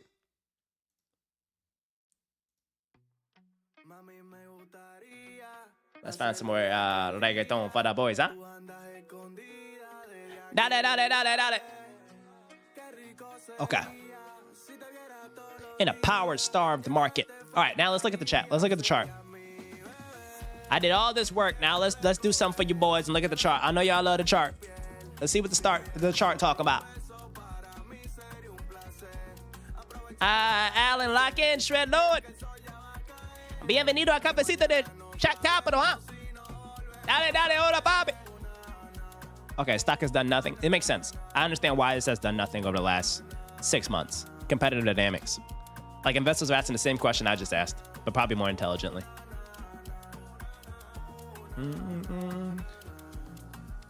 Because, like, that narrative of, like, doing what they did, it works when there's, like, confusion in the market of where you're going to get supply from. But once there's clarity in the market, and it's more of just, like, capital and race to build out and capacity, you can't execute it and compete against other folks that do this religiously or with 100% of their time and focus. You know? And they're a carve-out. That means they got a bunch of, like, legacy stuff going on.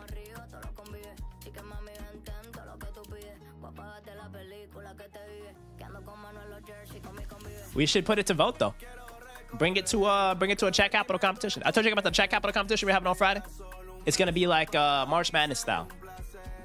The first thing that we're doing is we're taking every single one of our names that we have in our portfolio, we're pitting them against each other. Meaning that, like, out of our current portfolio of like 8 names, we're cutting all of them down to like 2. And we're gonna mandate that we can only have 3 or 4 names in the whole portfolio.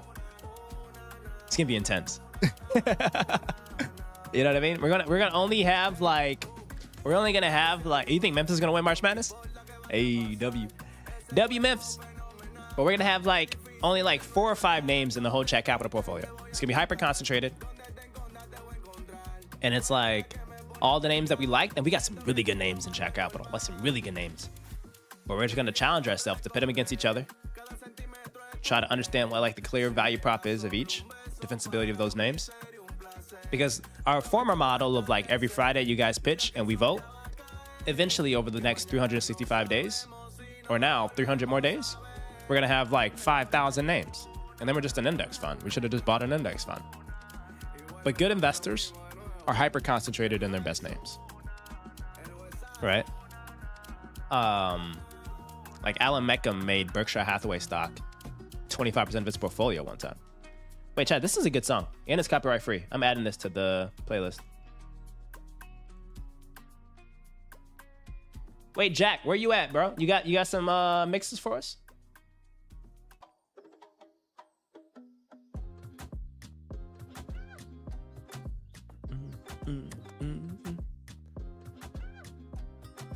GLW? Wait, we pitched GLW, didn't we? Where's GLW? Didn't somebody pitch GLW? Yeah, wait, so this is you? Wait, Black Mama Trader, this is you?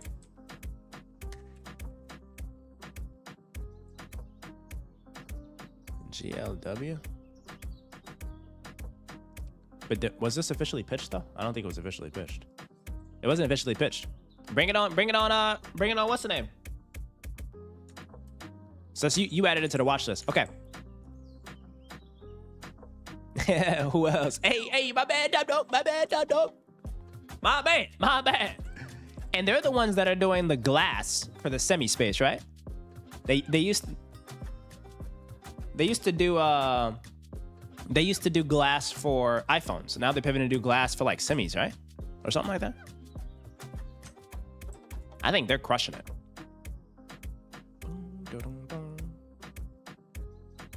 Oh, this is also a really good song. Hold on, chat. We're getting more new copyright free music. I haven't checked back this playlist in a minute. Y'all probably like, dang, can't you find that she playing the same 4 songs? Do I look like a rapper that can just make music on the top of my hands? Do I? Anyway, okay. I'm worried about this growth. I don't know if it's sustainable. That's my only question. And I think the margin profile is going to be very disappointing in the next few quarters. But we should listen to the earnings call on something like this, though. And I like the concentrated approach, chat. I like the concentrated approach because it allows for you to like always have a benchmark. You know what I mean? Like if you always had a benchmark, like every new business you look at, you can easily ask yourself, is this better than what we currently have? If it's not, then all of our free cash needs to go back into what we currently have. You know what I mean? So depending on like how good our early names are, it's like we can always compare them. All right, is this better than Indras, right? Or is this better than GE Aerospace? You know what I'm saying? To where like, do we view this as like a better name? You know? So that's just something to consider, chat. Hey, Shredlords, that's just something to consider. Something to consider. We looked at a lot of 10Ks today. Did we get all of them? I think we got all of them. TradeWeb, we're gonna look at that one tomorrow. Look at TradeWeb tomorrow. Wait, I was supposed to do real work, guys. You see this? I get so freaking locked in with stocks. Anyway, back to the private company side. Private company side, we need to figure out ADP versus Gusto. I need to pay people next Friday. So, chat, I need you guys to help me understand which is better. Richard, what do you use? When you pay people, Richard, what do you use, bro? Do you use ADP? Do you use Gusto? Do you write handwritten checks? How do you pay your people? QuickBooks? You use QuickBooks to pay people?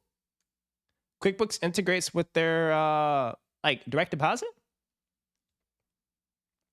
Paycom, Workday, ADP. Ooh, Paycom. What's Paycom? Paycom. Okay. There's Paycom. Ooh, nope. I don't want to do a sponsor one. Let's do this one. CRCL? What's CRCL? Oh, Circle Internet? Oh, is that, wait, when did we look at it? We looked at it yesterday. Yeah, it was 5% yesterday. Yeah. It would have been great if we looked at it the day before. Okay, so you heard great things about Gusto. I'm not gonna hold you up. Paycom looks really old. Paycom, just based off of that, no. I do not want to be playing around with that. Oh, the crypto stablecoin? Bro, why y'all out here giving me all this crypto nonsense? Why y'all trying to give me the crypto nonsense, chat?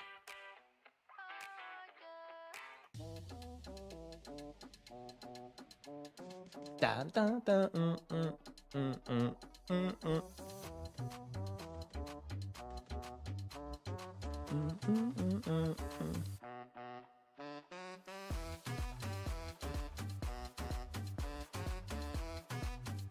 Yeah, they can be deceiving. They also can be really owed. hey, Black Mama Trader. This isn't financial advice. People be in here dropping gems on investments, man, and y'all be sleeping. Y'all be sleeping, man. All right, here we go.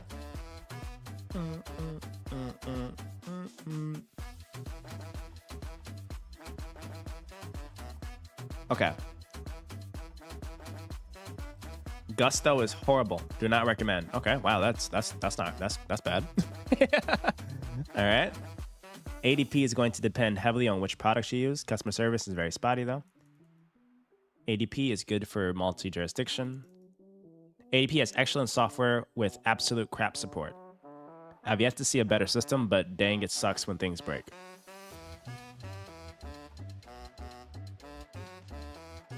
We tried Gusto for a spinoff company. I was not impressed. It was clunky and couldn't do a lot of what I wanted. Left QuickBooks Desktop, moved to Gusto, and now moving to ADP. What a mess. Agree on Gusto. I'd say try Heartland's demo. Gusto did not do what I need to get done.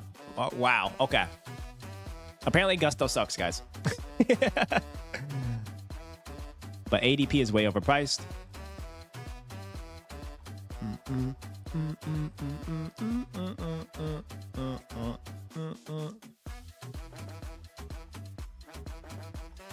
Okay.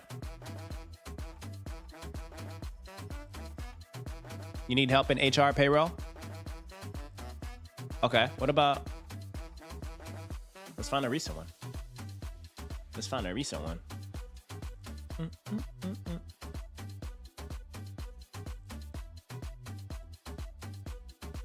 Patreon, what the heck?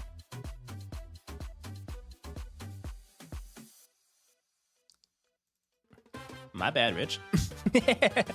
My bad, amigo. Bienvenido a Chacapro, papi. Oh, wait, Richard, this is kind of your vibe, right?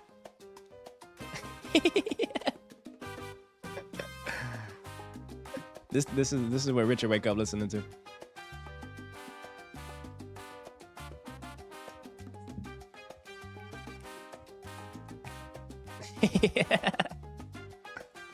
All right. Gusto is cheaper, more tech forward, easier to use, more margin for error, less guidance.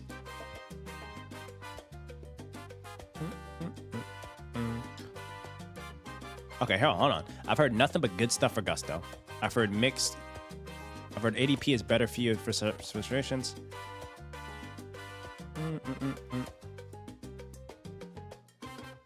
I'm literally just like paying people, right? Like what are all these people doing?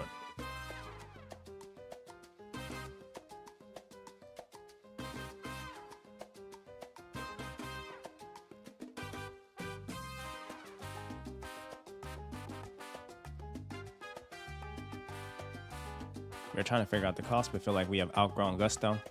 They've been really good, but lately the customer service has gone downhill. Plus, we feel like the benefits, medical 401k, are limited with Gusto. For running payroll and paying contractors, Gusto has been great and easy to use, but lately it seems it's been hard to get things changed.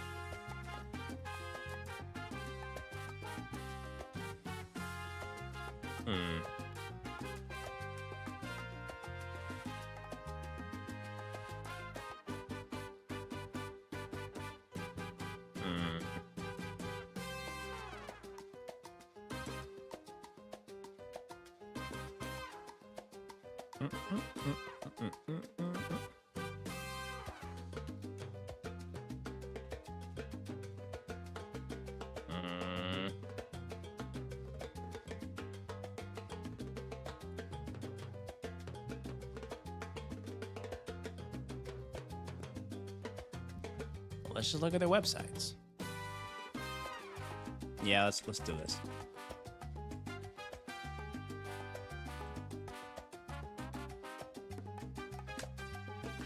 Let's find it like for.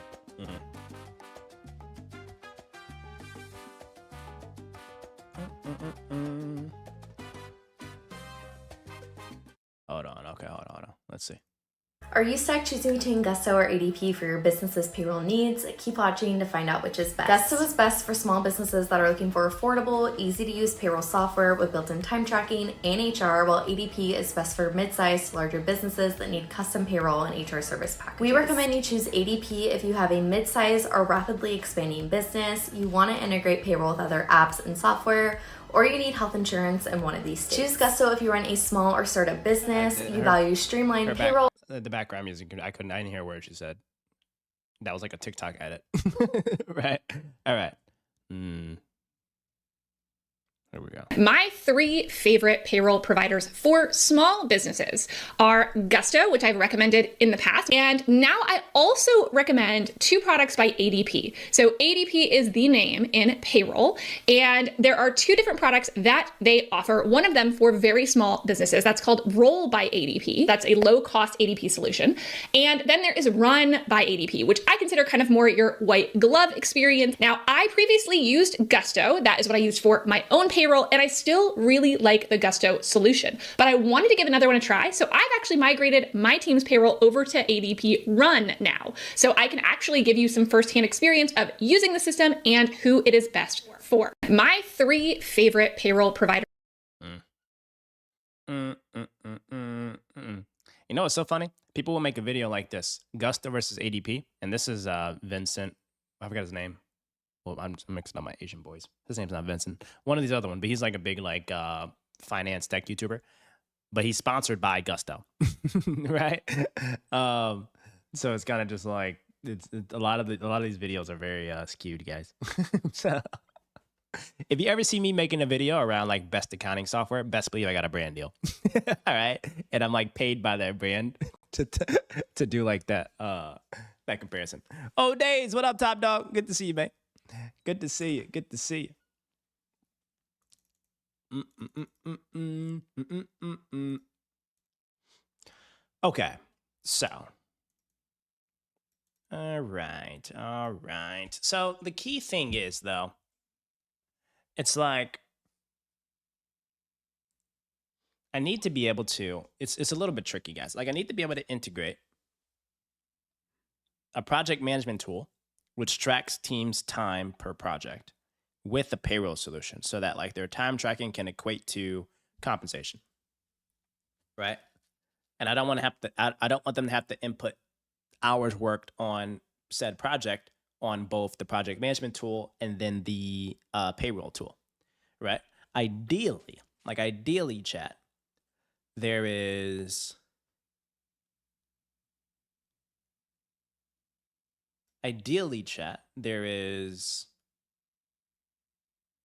something that's like modern, forward, and integrated, right? Yeah, it's like a Monday.com. So like for Monday, we're actually using ClickUp or Monday, one of those. I think ClickUp is better actually. Like I want to have like a ClickUp integration with a Gusto. Let's see. ClickUp Gusto integration. Like that'll be really cool to see how they like work together. All right.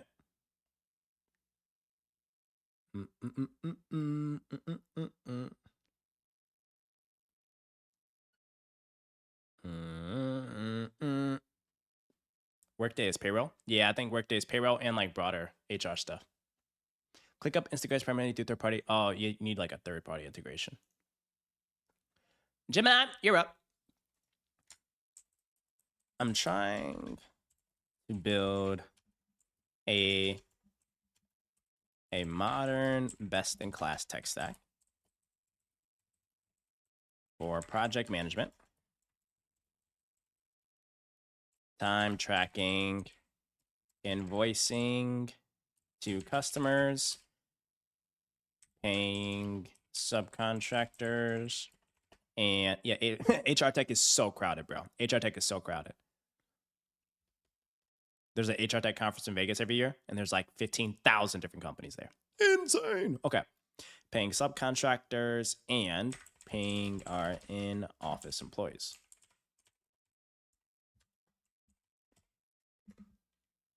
What's the best-in-class institutional systems software to use?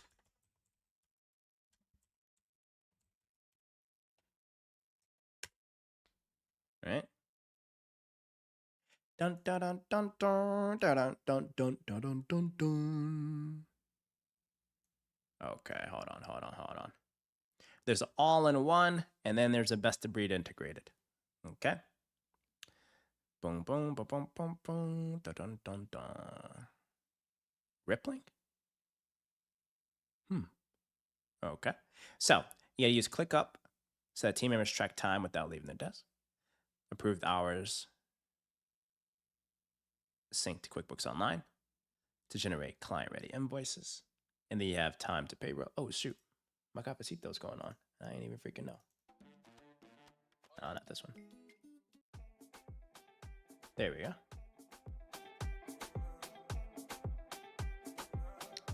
Pay 1099s here at Rippling, so it automatically handles year-end tax forms and compliance. I'm hearing Gusto. Siento que ella me dice algo, no lo puedo disimular. Mami, se notan los deseos, tú lo que quieres jugar. Mi loca, dame cintureo, voy a ponerte brinca. La bella que era por el cielo, Red Engineering Company. y no se quiere bajar. Shorty una domi, she knows her. Ella es una diabla, she on one. Me mira y se toca, I want some. Como ella me mueve la Tax credits.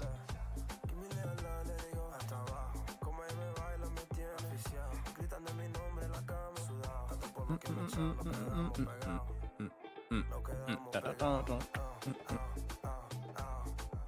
Nos quedamos pegados. Siento que ella me dice algo, no lo puedo Ooh, disimular. okay. And how does this compare to QuickBooks payroll? Tú lo que quieres jugar. Mi loca, dame cintureo, voy a ponerte brinca. La bella que era por el cielo, y no se quiere bajar. Mami, tú no ves, el tigre no está de nada. Gusto is good for startups. Established firm who wants one login for everything. Mami, te lo voy a dar, y nada te va a faltar, que tú eres el final, Payment speed. no lo puedo disimular. Mami, se notan los Okay. We need a better pro. We need a better pro.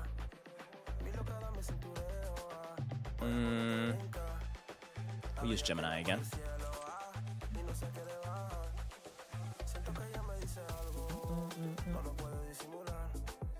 Make it like this, chat.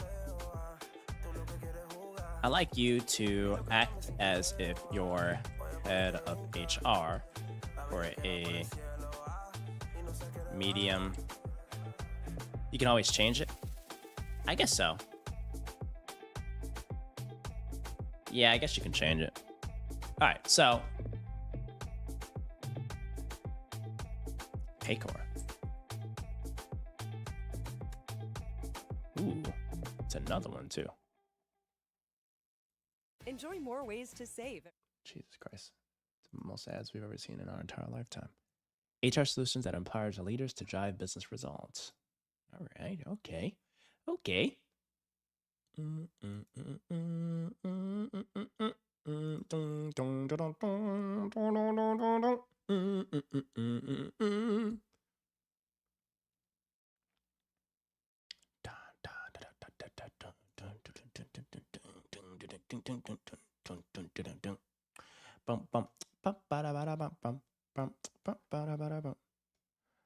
Let's see what kind of solutions they have.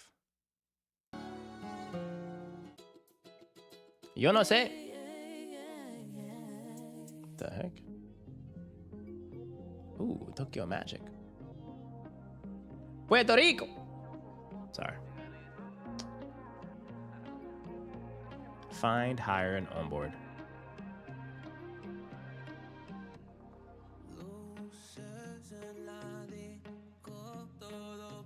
This is good if you guys are like hiring people like every month, every quarter. I'll hire someone like once a year, maybe. You know? So when it comes to like the onboarding stuff, I'm down to do that myself. Like what I was actually thinking is like doing a Google form to get like all the key essential stuff for the employee base.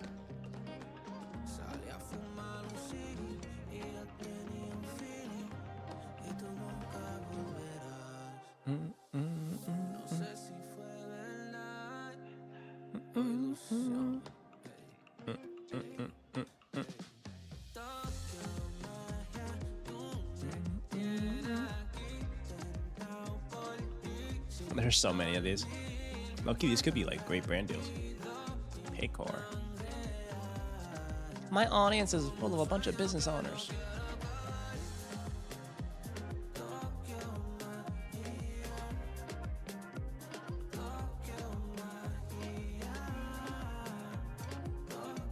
That still might be the winner. The thing is that my accountant was like so mad when I brought up Gusto. I was like, "Shawty, chill." She was like, "ADP's best in class. You gotta use ADP." I was like, "You sound like an op right now." That's what I told her. I was like, "You sound like an op right now. You paid by them?" I'm kidding. I did not call her an op. But I was like, "Dang, shawty, chill. It ain't that serious."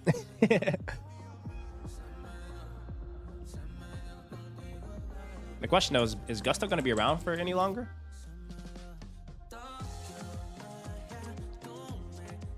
Oh, it's still privately held. Okay, good. I need to make sure it hasn't gone like public and ended up being a. I needed to make sure it wasn't like a penny stock.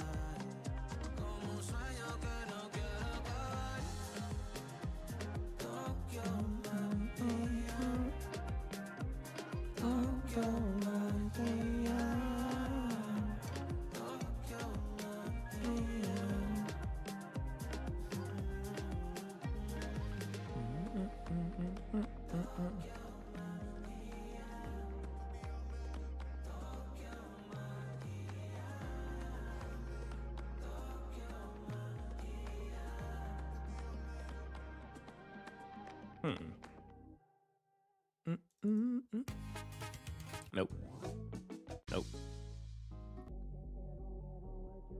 Ooh. Brazilian funk. Is this copyright free? Yeah. Okay, yeah, they need to chill. Maybe this one here.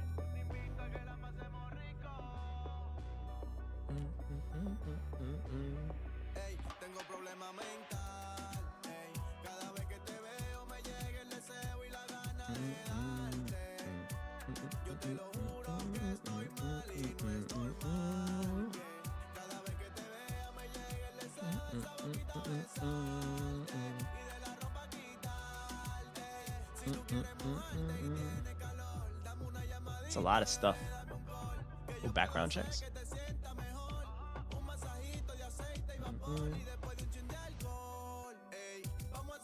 Okay.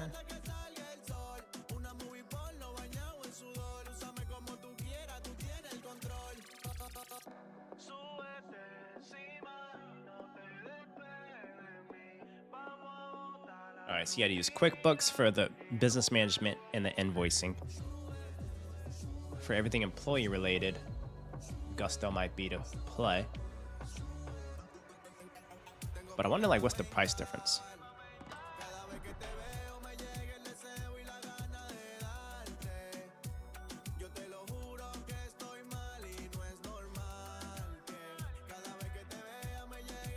There is no software, bro.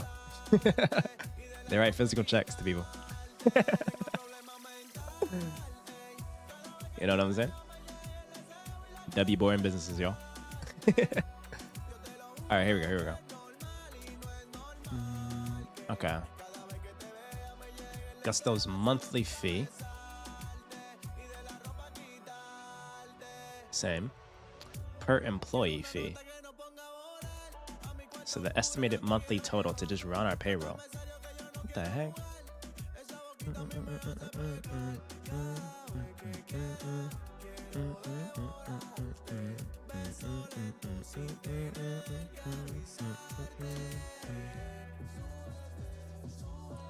Would my accountant have a bulk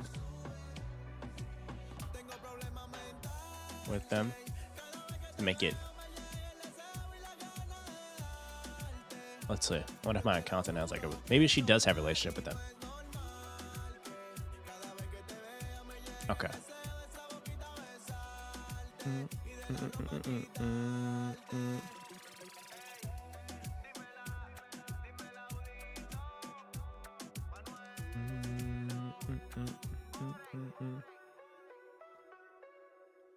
That was good.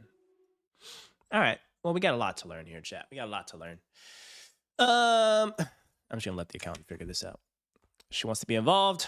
All right, we'll get you involved. Staffed up. Give me a proposal by Monday, Susie. Her name's Susie too. Yeah, my name is Susie, and Gucci think I love him. I think I love Gucci, you love me. Anyway, chat. Hey, we dove deep into businesses today, didn't we? We kind of went hard on the business diligence front, huh? We kind of went hard on the business diligence today, huh? Sorry if we went too hard, y'all, but Kenny's just passionate about equities. Kenny's just passionate about equities, chat. I care a lot about compounding. I care a lot about compounding. But this was a W educational session. We learned a lot, saw some new businesses, built conviction on some, got irritated by others. And we're just getting a lot better at getting a smell for the money, nose for the money. We're trying to figure out where the dollar's at, chat. That's all we're trying to do here. So shout out to everybody that rock with us, everybody that join with us. We're gonna find some private businesses tomorrow or maybe on later this week. But markets are evolving very rapidly, and I think we're getting smarter each day. I think we actually need to go through each 2,000 of the small caps and pick something. You know? That's right, Alan. We're just getting started. Top dog, shred Lord. And that's right, Garrett. So, chat. With that, I'm about to try to build a freaking tech stack for a boring small business. But in order for me to do it, I gotta like reveal a lot of like sensitive information about the business. I can't do that on stream. So sorry, guys. Anyway. I want y'all to take care of yourselves. Why is it so loud? Relax. Anyway, I want you guys to take care of yourselves, especially when it comes to this market stuff, all right? Smart money is cool. Investing is fun. Trading is exhilarating.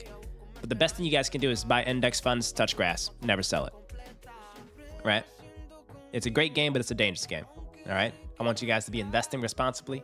Like I said, treat buying a business or a stock just like how you would buy some nutritious food. Read the labels.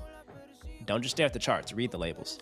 That's like you going to the grocery store and only looking at the chart of what was in the cereal box. Look at what's actually on the back of that box, man. You know what I'm saying? So make sure you understand what you are investing in and acquiring, because at the end of the day, you're buying equity interest in a business. So that means you are a business owner, just a partial. So treat that just like you would if you were to buy the whole company. Be very diligent. Be very patient. Don't go against, sound principles that Buffett, Munger, all the OGs teach us. Don't listen to all the hype that you see on Twitter and all the FinTwit and all that. Stay locked in. Oh, look who's streaming. Oh, look who's about to finish up. We've been rocking, man. I told you, eat those every single day, bro. All right? But chat, as always, take care of yourselves mentally, physically, emotionally, spiritually. More importantly, financially. Take care of your camp, the people that support you, your family, your friends, your community. Get y'all butts in the Discord if you're not in the Discord already. All right? I'm going to paste this Discord link for y'all, Top Dog Shred Lords. I paste it every stream. I forgot to paste it this time. All right? Oh my goodness. Now I'm about to go to bed with a little bit of FOMO. Thank you, Ethos. All right, chat. Peace and love. Take care of yourselves. Take care of each other. I'll catch y'all literally tomorrow. Diving back into more smart money moves. I appreciate y'all for everything that y'all do and all the support y'all give. Let's keep rocking. Let's keep pushing, baby. Let's send this to the moon. Dale. Peace.